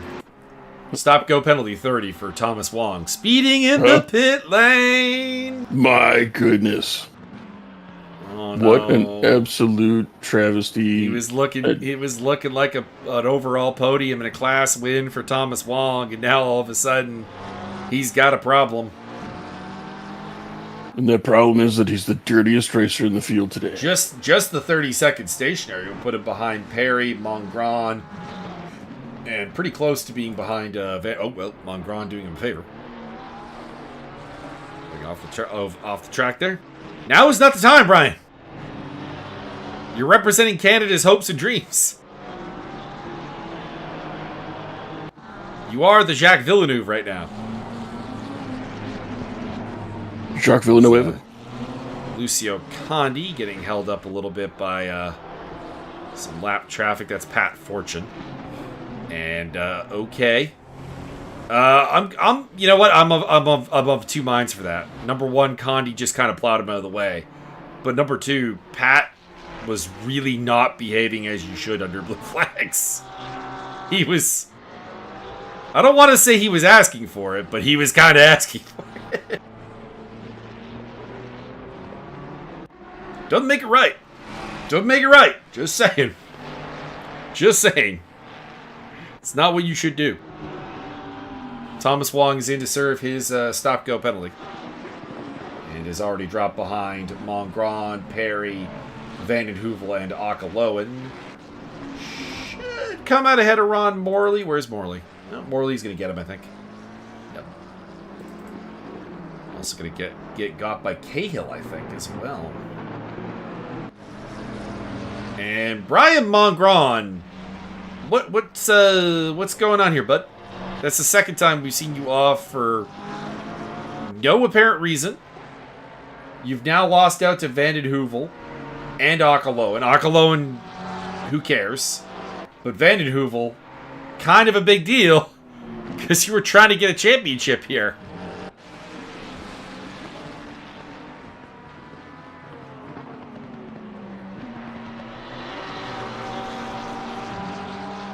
This bronze championship has gone haywire here. It's chaos!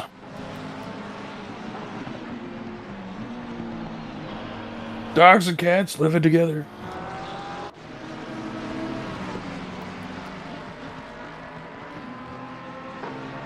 So we have the lead now. Going to Van den Heuvel from Mongron and Morley. Still would have the championship going to Van de Velde. Then it's Cahill and Wong. Every time I do this, Cahill's in 5th place, but like people around him have moved. It's very weird. Slater in 7th. 8th would be Wheel. 9th would be Volt and Stoltz. You forgot to carry the 12.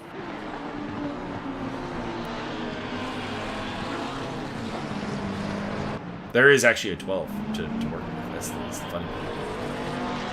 And you forgot to carry the Pattenden.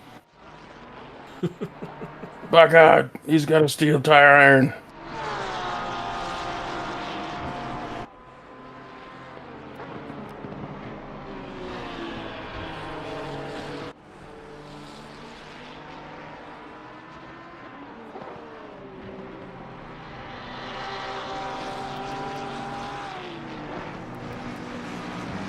Pardon me, I made a slight mistake.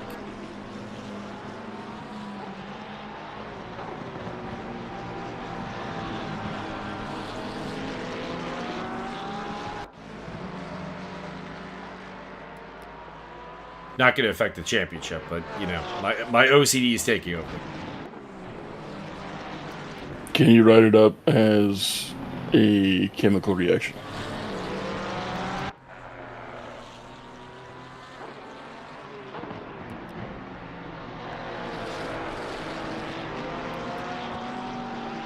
Can't cheat Mickey Taylor out of his 1 point. He's been trying. He's been threatening. He's been asking to change his livery to gain favor with us. But he's in the aliens car. I don't know if we can get one of our favorite. It's Cade Scott behind Longron, so not a concern. Akaloan going for that podium against the Griffin boy, Dieter van den Heuvel. Van den Heuvel's not really racing for anything, but like pride, so he might fight this tooth and nail.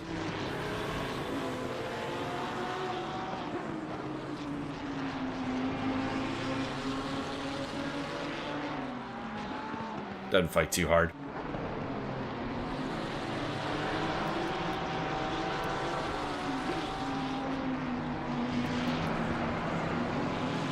Shout out to the stealth bomber doing its duty and getting up into second place. So Akalo would be third, then it would be Nathan Gray. Yes, Spire. We're missing a car. Which car?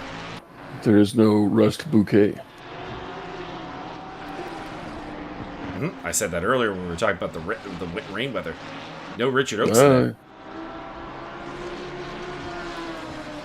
I'm greatly saddened by this.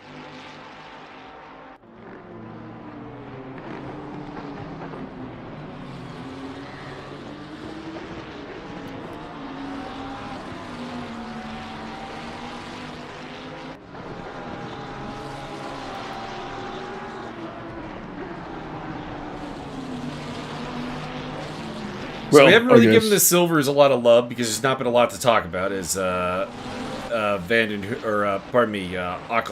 laps Robert Stoltz. It would be at the moment Patrick Bellish winning to end the championship at 91 points. Nathan Gray would be on 82, followed by 63 for Cedric Muir, 52 for Richard Oakes, who is not here today, and 49 points to Bram Cox, who is not scoring today either.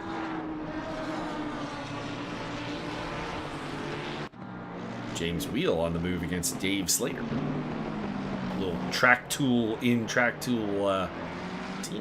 here. Is there anything to play for here? I guess there would be Wheel overtaking Max Cruz the overall standings for 5th place, but I don't know if Track Tool's really tracking that as a things to do.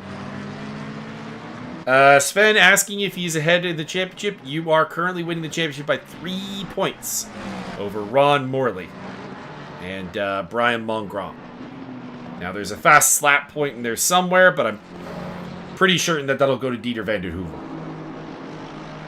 So not a concern.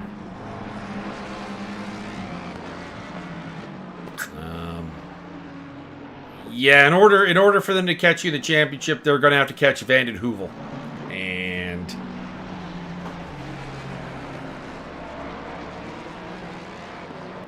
seems unlikely.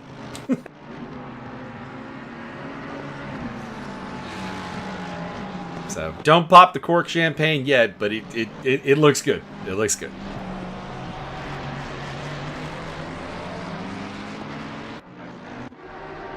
Becklar claiming a spot over Condi.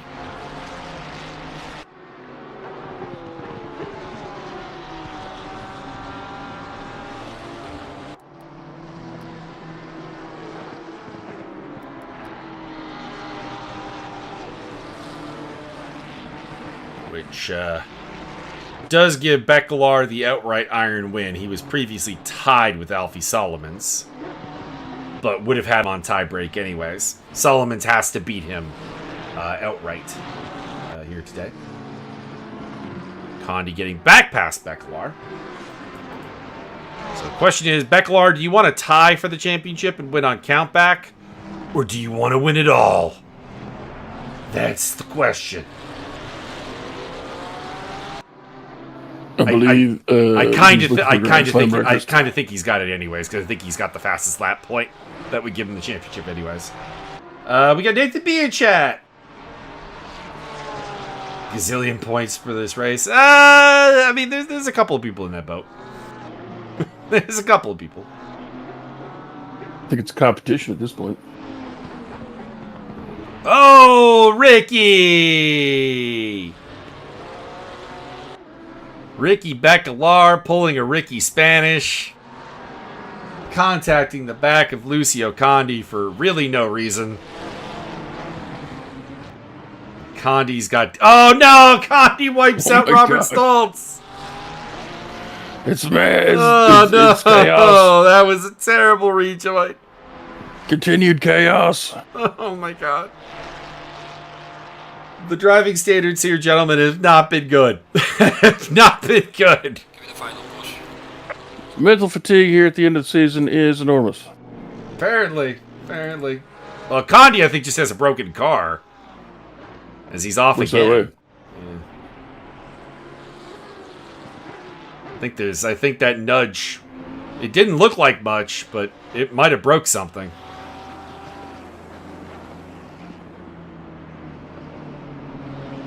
I think his carburetor's out of joint. You know what this means, Byron? The podium is open to Dick Post. Oh my god. And he's got it. And then he hits Mickey Taylor. And then he spins. Oh my god. Oh my god. What is happening? What is going on here? Oh, D. Hines slingshots up into third place. It's so wrong. All right, now it's time to start the rainstorm in the game. Let's go. Oh boy.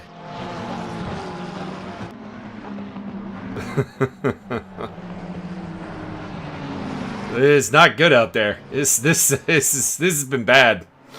Been bad. Kerry Patton ends up on the back of Caden Scott as they enter their final lap. Down the inside of Tarzan, and Caden doesn't fight that too hard. He's not done yet. He actually goes back with the switchback. Kerry getting a little physical. Getting a little physical again. Kerry, please don't murder anybody on the last lap. It'll be fine. It's not good. It's not good. Well, I'll tell you someone who did have a good day at the office. Patrick Bellish is your silver champion, and he does it in style with the victory.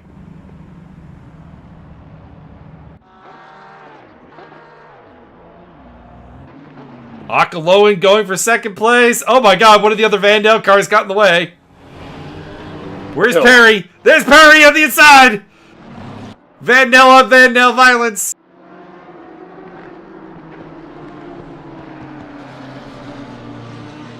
L. Perry's gonna hang on for second place.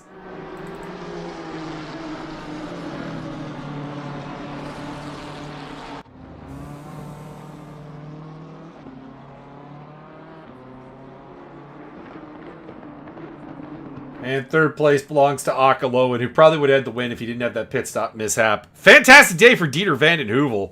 I mean, there's a lot of people who do not get a great day today, but Vanden Heuvel not among them. Brian Mongron, he had some mistakes towards the end, but he still picks a 5th place at the end. Idris Cahill with a podium. Yeah! Taking 3rd in the bronze category. Thomas Wong, what happened to you? How did this end up as a 4th place for you, sir? How? Oh, God! Dick Post got murdered. They're all dying. D. Hines murders Dick Post at the checkered flag. Why? What are we doing?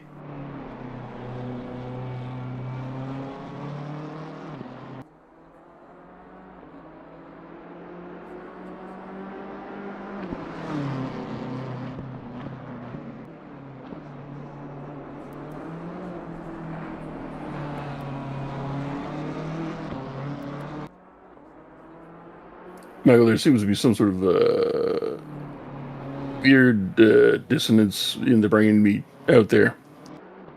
And I think it's probably for the best that the race is over. A little bit. I'm just doing some math for our boy Sven.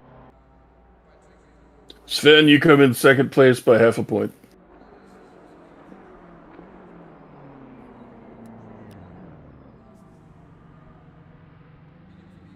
Well, Mario, the last 10 minutes were kind of the most chaotic, so all they really have to do is follow Kerry around for the rest. A little bit. Yeah, I do still have Sven with the 3-point win over Brian Mongron, so there you go. By my math, our champions are Bekelar, Van de Velde, and Bellish. The only one of those I'm willing to say for 100% is the champion is Patrick.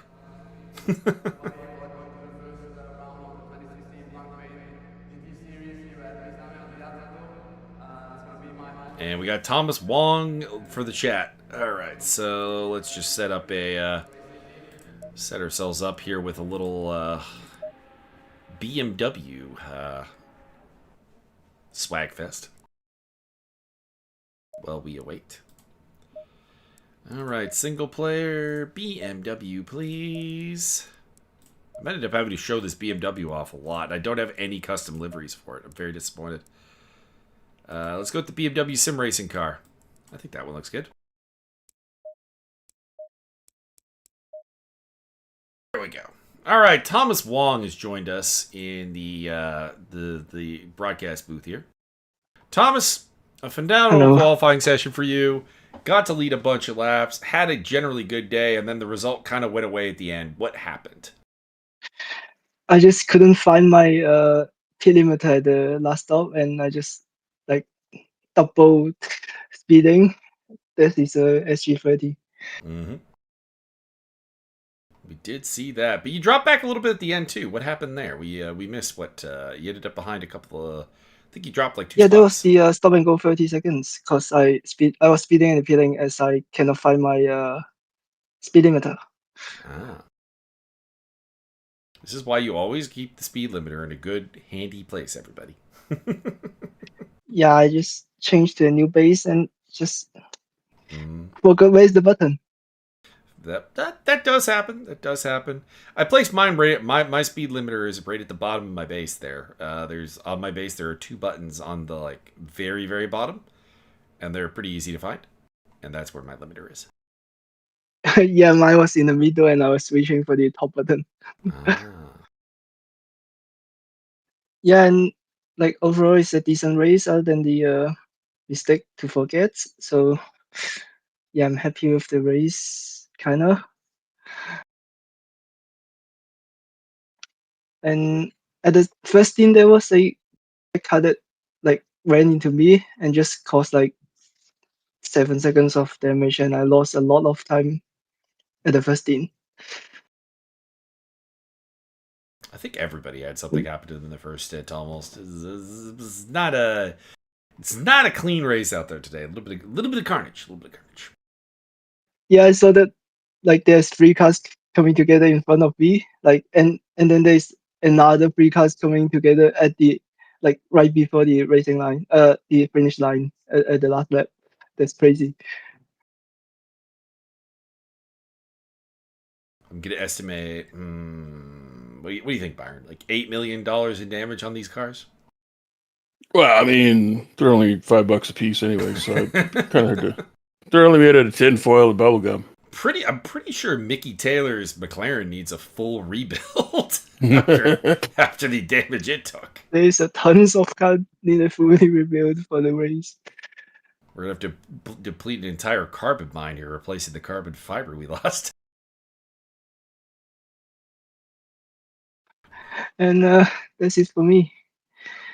Well, you had a good season outside of some attendance issues. Good luck on the next one. Thank you. You think you're going to get promoted to Server 1, or are you going to be back for Server 2? I hope I stay. He hopes he stays in Server. Well, yeah, actually you would, because you're a bronze driver. I was thinking you're a silver driver for a hot second there. Yeah, you're a bronze driver. You'll be back. Maybe as a silver. Yeah, see you next season, guys. Alrighty. Thank you for the good streaming. Not a problem. All right, we'll see if anybody else wants to give their final thoughts on the championship. Like I said, I'll give you a quick rundown of my really rough calculations for the championships.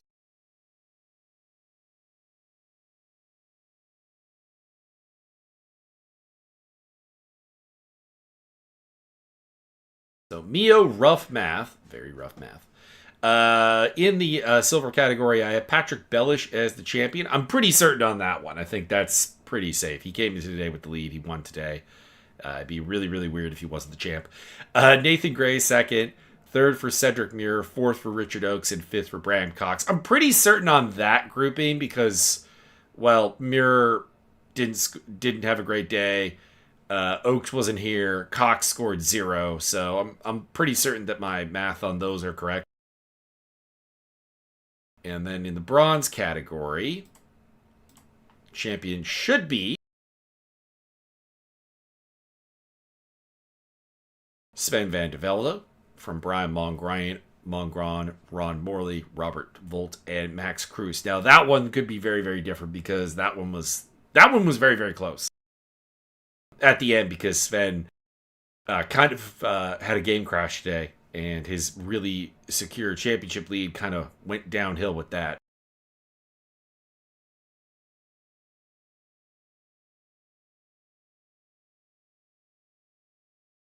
And then in the Iron Championship, I have Ricky Bacalar picking up the dub, Alfie Solomons in second, Lucio Condi third, D. Hines in fourth, and Mario Fajea in fifth. Sad to see Bo Zur not finish the season. He probably would have won the championship if he had been able to. All right. We have Robert Volt looking for an interview. So, Robert, welcome to the stage. Why, thank you. Your championship bid came up short today, Robert. How did things go from your perspective? I was kind of wishing for more rain. That's common sentiment we've heard. I've heard that from a lot of people. Normally we hear like less rain. No, we want more rain today.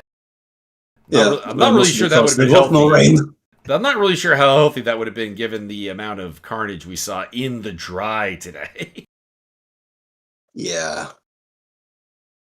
I wanted the storms to show up in the last 10 minutes. You say you want rain, but I feel like half the grid would have been wiped out.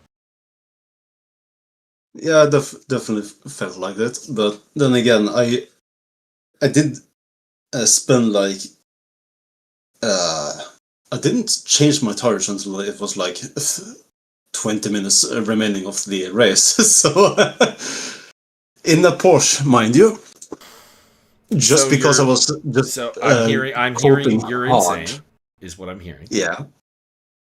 Oh, definitely. Because I can say for a 100% certainty that using the Porsche with a wet setup in a dry is not fun. No, that's a terrible idea. Yeah.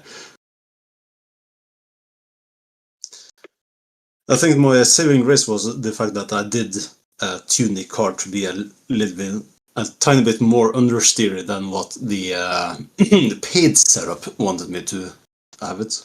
Oh. So yeah, definitely the saving grace in this period, and also the fact that I'm not sick this time. That does help. That's a big help. Yeah, it definitely helps. Holy shit. Well, I've got you in 4th place on the championship this season. Are you going to finally win the big one next year? Hopefully. There you go. You heard it here. You heard it here, folks. 2026, the year of Volt. Yeah. Yeah. Other than that, I don't really have much to say. I just wish there was more people in the voice chat as well. I'm not a really big fan of voice chat during the race, if I'm being honest. I tend to be in there, but I tend to also not really contribute.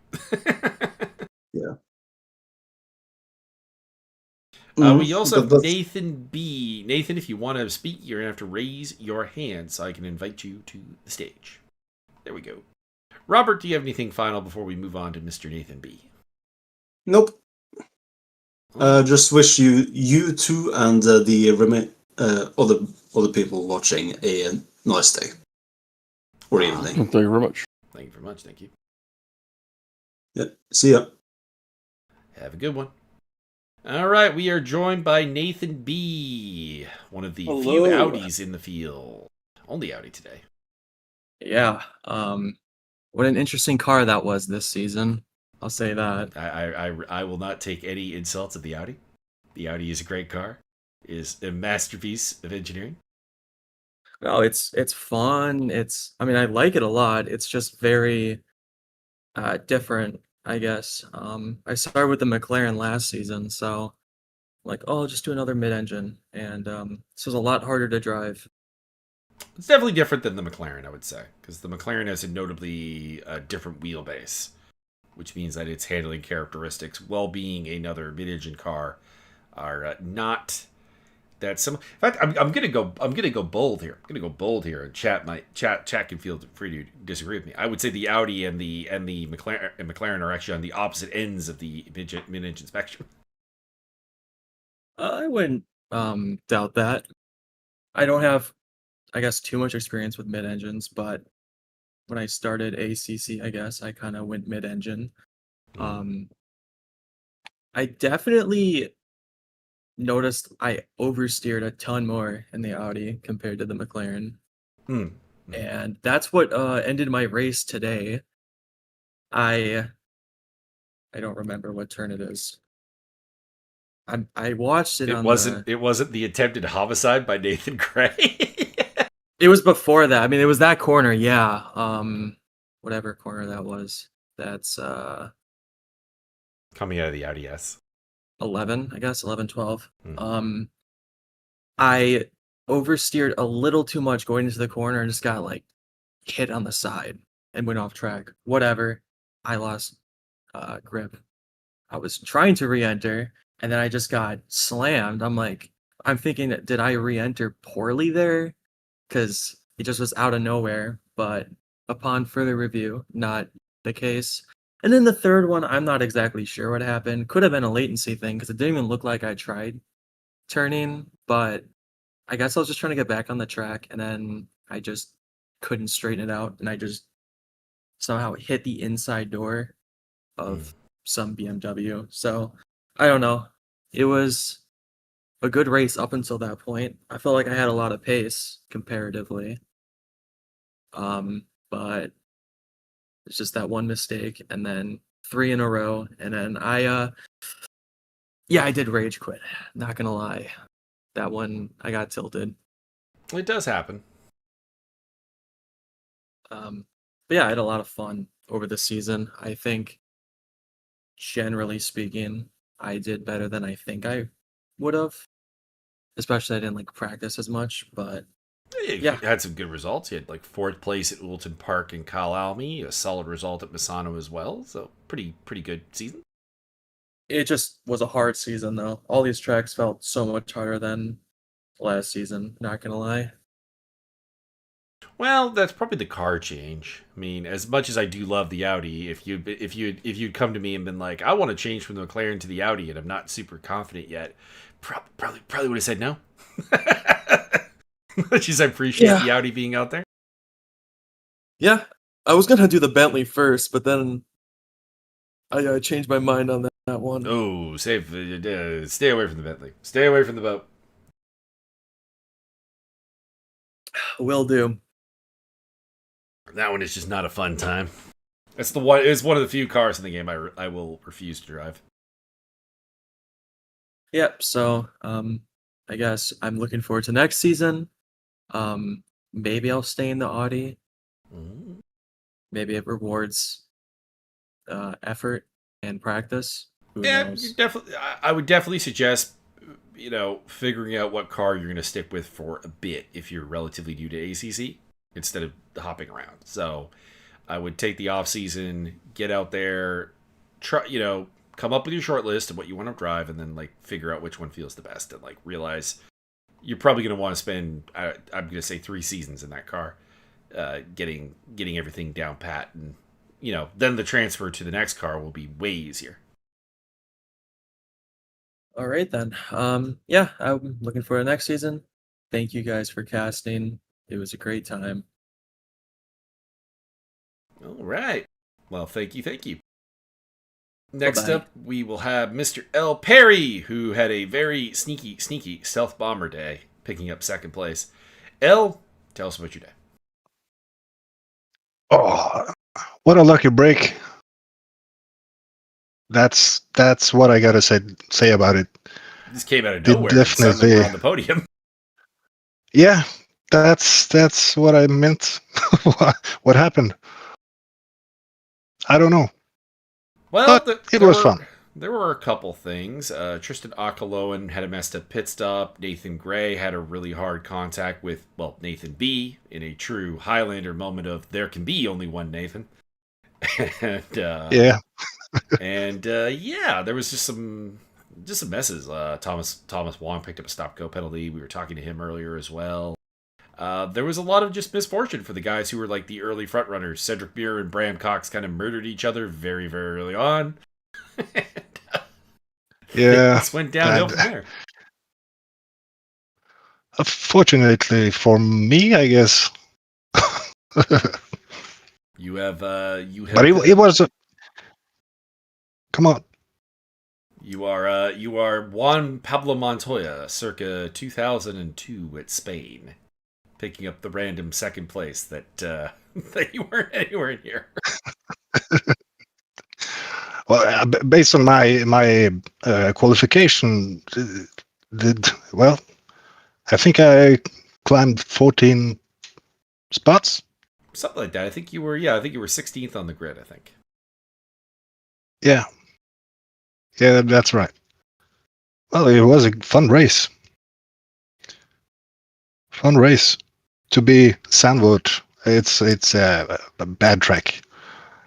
It's a hard track. Well, but I have one secret though. You want to know? I've honestly never found it that hard of a track. Maybe You know, that's just me. I haven't trained all week. Oh, you're coming. Nope. You're coming in fresh. Yeah. So even better. Well, I'm just gonna say I'm not sure that not training will result in many other second places, but take it. No, it doesn't. But well, I'm a little bit tired. I think I'm gonna take a break now from racing. All right. Well, that should pull you all the way So- up to the 6th in the silver standing. So there you go. Well, thank you guys for streaming this. It's always a pleasure to watch. This one will be probably a particularly good one. There was some things. There was some stuff. Stuff happened, that's for sure. There's definitely Yeah. no shortage of action. No, I guess it's always on small tracks. That's true. Because a lot of cars, very little actual like geographical territory. Yeah, compared to Spa, it's basically actionless. So spread out on the track, all the cars. Mm-hmm. But you know what? I'm gonna take it now and leave you to it. Alrighty. Enjoy yourself. Have a good one. Bye, We guys. also have Alfie Solomons and Mickey Taylor in the audience. Gentlemen, if you would like to speak, please raise your hand, and then I can invite you to the stage. Mickey Taylor, you have your hand up first. Mickey Taylor, driving of the Aliens Racing McLaren 720S, had damage I don't think I've ever seen on a McLaren before. Tell us about your I was actually still able to drive the car, but I was losing like 4 or 5 seconds of that. So, I imagine that was I quite imagine your engine was damaged based on the location of that. I was like the big bad wolf today. You might as well just put a big bad wolf on the car, because I was the one that was completely in the middle of nowhere, shouldn't be racing. I'm not racing anybody, but nope. I just stuck my oar in there and I had some fun. So Well, I enjoyed it out there. that's the primary goal, having fun. No, I was having fun. I was a really good boy at the start. I was actually probably too good, and then I thought, right, none of this crap. And I just got on with it. So, starts from the pit lane. Oh, it's fun. Oh, I've got something really interesting that you're going to want to see. Oh, hit me. I pit maneuvered a guy over the finish line. His car was mid-flight, literally mid-flight, I'm Oh, not we saw joking. that one. Oh my god, that was brilliant. Oh, it was amazing. I'm like, oh shit, what have I done there? That was so funny. I was cracking up. I'm like, oh my god, I'm in trouble for that one. Oh. And there was a bit of a dive bomb. That was my fault, but you know what? I feel like Well, everybody had a bit of a dive bomb out there today. well, just one. You know, I knew what was going to happen because it's happened before. I knew it was going to be me going round in circles. But I just stuck it. You know, they should have let me out of the way. They should have just saw that lovely silver car and gone. You know what? We'll just let them go and we'll carry on with the race. But no, you got to deal with me. You got to deal with me. So it was a lot of fun. I had like the perfect soundtrack at the end. So it was that whole big black hole interstellar song. It was just amazing. So perfect soundtrack, perfect barrier roll. You know, just watching it back on the replay. Yeah, so I had a lot of fun. I'll come back and hopefully actually be involved next season. So Any plans? Any interesting plans for your liveries, or is the alien car coming back for next season? what would you like to see? I mean, the alien car looks pretty good. I'm pretty happy with it. I was thinking Alien 2.0, but Oh, but that could be a challenge. We'll see. We'll see. all right. We'll see what you get. We'll see what Roy can come up with. So yeah. Okay. Yeah, I am. Unfortunately, it was on lap. I'll just bring it up. Looking at the replay now, that big smash to the front end. Yeah, we saw that. That's as I said. I'm like, I don't think I've ever seen that damage model before. Every part of the car was fine, apart from the bumper. Yeah, he just obviously left the track. I don't think it was intention to rejoin there. I'm just like, He may have hit I've them, never but- seen the bonnet completely come off the car. God knows what the rear of his car looked like. Oh my god. Oh god. Should have been over the windscreen. God. I'm not going to put that on, mate. That's just an unsafe rejoin. Okay. I could have backed out of it, but there we go. I didn't do anything wrong. I was gonna say I didn't see you do anything wrong in the from what we saw. I mean, we didn't look at it through the CSI lights or anything, but I was running P11. I was running P11 on my second set of tyres. I don't know what happened to the rain. I was waiting. I'm like, well, there's no bloody clouds, no bloody rain's gonna come. See, I was on my second set of tyres. I wasn't planning on changing tyres. I was literally just going to do a 4-second fuel stop and carry on until that happened. And then I thought, oh, the hell with it. I might as well change my tyres and fix the damage. So a 105-second pit stop instead of a 4-second pit stop. But I enjoyed it. So wouldn't have seen the barrier roll otherwise. I mean, in fairness, I feel like in real life that car was not actually fixable. So 105 seconds seems actually very generous. It was okay going through the corners. It was going down the straights. I could drive it. Oh. Yeah, I imagine you lost a bunch of power. Yeah, but those esports setups are so much better with a McLaren because the rear of the car really sticks out, but it actually sticks out mid-corner, like third gear, fourth gear. It sticks out just enough so you can get that controllable amount of oversteer. Perfect amount of slip angle. Really works. Obviously, Zandvoort is made for it, but some other tracks not so much. But I enjoyed it, so we'll go with those next year. All right. Ooh. Pleasure talking to you. No problem, Mickey.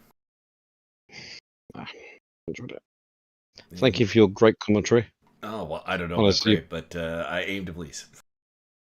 Well, I've heard a few, and you're up there. You're right up there. You just have fun and enjoy it. You're great. Very much. All right. We still have Alfie Solomons in the audience. Alfie, if you want to speak, you are going to have to raise your hand.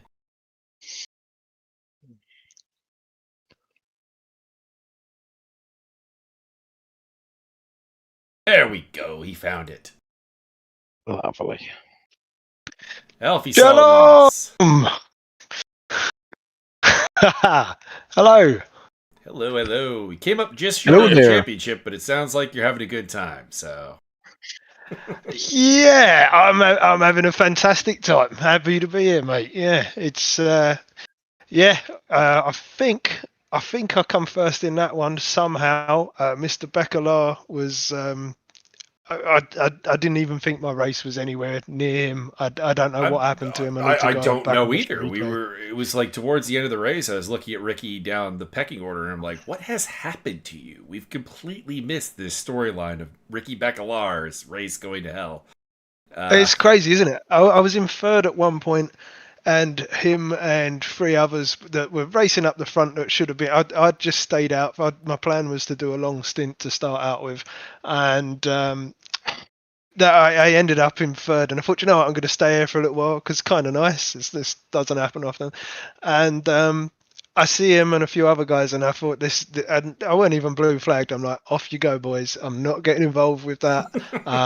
So I knew he was up there somewhere, and it wasn't. And I thought I didn't know. I was hoping for. To be honest, my hopes was to beat Mr. Condi. Because I was looking at the scores and whatnot. I knew Mario Ferreira wasn't involved today.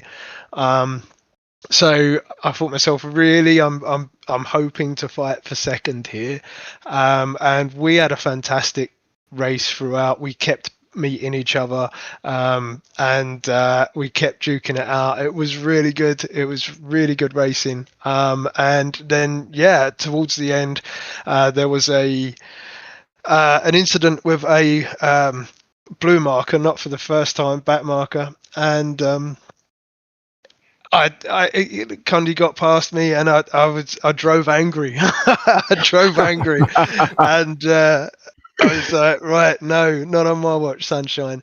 So off I went, and for some miraculously, I caught him. I got past him on turn one, and that was coming up to, I think there was like 3 or 4 laps left at that point, and I was like, just hold it. I nearly got caught up in a collision with the Van Nels. There was I elected to stay behind Jos van der Velde. Instead of trying to overtake him under blue flag conditions. I just thought there's not enough time left in the race to worry about an incident at this moment in time. And then got caught up with, you spoke to Mr. Perry, and it was quite an incident literally on the last couple of corners. And I thought, I'm glad I took it easy and let them guys kind of let them guys past, because it could have been it could have been pretty upsetting. But it was fantastic. It's lovely to talk to you boys, to be in a position to come in and have a chat with you lads. How are you doing? All right? You enjoy the race? Enjoyed it. Pretty spectacular. It was action packed. Can't ask for more from the commentary booth. Good. That's it. Well, I enjoy it every week. I always, once the race is finished, I then go and sit on YouTube and watch it all back, and you always make me laugh. It's yeah, you do a good job. I hope they're paying you well. I don't know about well. They're like, wait, we get paid? There is pay. There is pay, but I don't know about well. Give him a bonus. Never had so much fun flying my blue flags. Literally, it was hilarious. I was like, you guys need to learn to drive. Honestly, you really racing me? You might as well just get out my way. Yeah, no, the blue flags were. I believe I defended the blue flags a little bit around Brands Hatch, but I don't think I can do that today. I don't think you should risk your reputation and credibility in such a way, to be honest, mate. It's there was some moments where I was just like, what on earth? And I'm not a skilled driver at all. This is my first season driving with Era, and the lads in LPH, they give me some stick. It's a tough love kind of learning system they've got. Like Shimon in particular is, he's ruthless, to be honest with you. He's brutal, but it seems to be working. It definitely works. I can say, like, the Los Patos Hermanos guys have produced, I think, the most impressive driving improvements. Well, they're a great bunch of guys. They've really sort of. I was kind of solo on this, and you know what it's like when you kind of hot lapping endlessly, just trying to get those times in, and they've really sort of brought me into the fold and sort of helped me along and given me encouragement and a kick in the backside. And yeah, shout out to all them guys. I feel really sorry for Nathan today, to be honest. Nathan's championships hopes were dashed. I think probably around halfway through the race, he had a little bit of a. He kind of dashed him himself, so I'm not sure how bad I'm feeling about it. See, I haven't had a look at the replays yet because all I got was because obviously we're in a group chat over on LPH, so all of our guys are in that race. So he was very gracious though. He was like, "Oh no, I've just been hit," and then even after the race, he said, "You know, it was I got tapped and then I span. I was a little bit too eager on the throttle." He's a really lovely guy. He never speaks ill of anyone or anything like that. But I was just rooting for him. I just I wanted him to win because we're teammates and friends. He had a pretty uphill battle, I gotta say. I was coming up with the ways that he could beat Patrick Bellish at the beginning of the race, and number one, with Bellish winning today, kind of hard to do anything. Yeah. I mean, that guy's fast. Jesus, that guy's fast. He's very consistent too. There's very over the course of the season, there's been very little head scratching doing commentary of Bellish's driving. So he's, I think, a very, very worthy champion. I think for me, the person who I always kind of drops my jaw is Mr. Okolowen. Crashed on a bike. That guy's quick, eh? He's very mistake prone, though. I've been saying it kind of like all season long since he showed up taking iron poles. And it's like, he's taking these iron poles and these fastest laps. He's not actually winning. You make a good point. You make a good point. He's a rocket ship for sure, but the racecraft, the consistency, and the ability to put together a 60-minute, in this case 90-minute race, needs work. Today was pretty good. He messed up his first pit stop, but I think had he not done that, he might have been in for a win. But he's got work to do. I'm just saying. He's got the opposite problem. He's got a strong foundation, though, hasn't he? He's got a strong foundation. Very true. When you are a rocket ship, there's a lot of other things that can be covered by that. Yeah, absolutely. I mean, all he needs to do then, in which case, is sometimes just slow down a tad because he knows he can make it. So he's got the speed and the ability to do it, but just sort of maybe not put himself in so many positions where, where these mistakes happen. My aim again for the season was just to finish the races and not cause any chaos. I've caused a little bit of chaos here and there. You have to. But no, it's guys like that. I just look at them and think, why? How the hell are you in iron? Like I still go on the Era website and look at my consistency. My consistency isn't bad, but I'm consistently slow. But I think where I've managed to get to this point here is I turn up every week. And, that is step one. That's the thing, isn't it? I looked down at the scores last week. I'm like, oh my god, I can't believe it. I'm in third place. And then I looked at the guys that had actually turned up for every race, and I thought, well, realistically, the reason I'm here is because I've made the time to come and do it each week, or people have got things going on or whatever else like that. But if all of Iron had actually turned up, then there's very little chance that I'd be in the position I'm in, but I'm happy to be in that position. The racing gods have smiled, and the distinction between bread and rum shall never be made, mate. You know what I mean? Anyway, boys, it's been absolutely biblical chatting to you. I'll let you go, and I look forward to watching the stream back and hearing what you lads have to say about what's going on. There's a lot of roasting of Kerry Patnick. A little bit. Awesome. Right, I'm going to go and get myself a loaf of bread and have a watch. All up, always have a watch after a good race. Right, take care, boys. Have a you good too. Bye bye. Nice talking to you. God. I'm actually really looking forward to the Iron Field next season, and hopefully we get a proper Iron Championship, because this season's Iron Championship was a bit weird to follow because at the start, like 2-3 rounds in, it's like, all right, Caden Scott's gonna walk away with this, and that's all there is to it. And then he gets promoted to silver.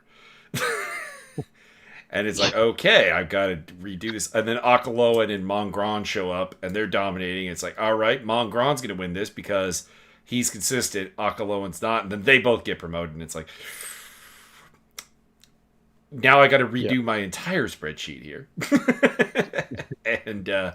And we end up with a really tight battle, but it'd be nice if that had been like the battle all season long. That would be phenomenal to have. And hopefully the attendance gets a little better because we had Mario miss a couple races towards the end. Bowser had his problems and had to retire from the series. But yeah, if like those two can be consistent, if we can get Alfie back on track, if we can get the Stunt Possum boys D and Pat to have a little bit less smashy, and if Lucio Condi's improvements over the last 3 races actually carry on to next season, Iron's very interesting for next season. So that's good. Indeed. Yeah. Not sure whether it'll give me silver or bronze again, but definitely silver pace. But we'll see what they do. So, well, we'll see if that can happen. Indeed. And Byron, do you have any final thoughts? I think I'm gonna go make myself a grilled cheese sandwich. All right. Well, I am going to turn off the stream because my ass is killing me, and it needs to get up and take a walk. Go again now. Have a good day, everybody. Enjoy. Bye. Okay, stream is off on the YouTube end.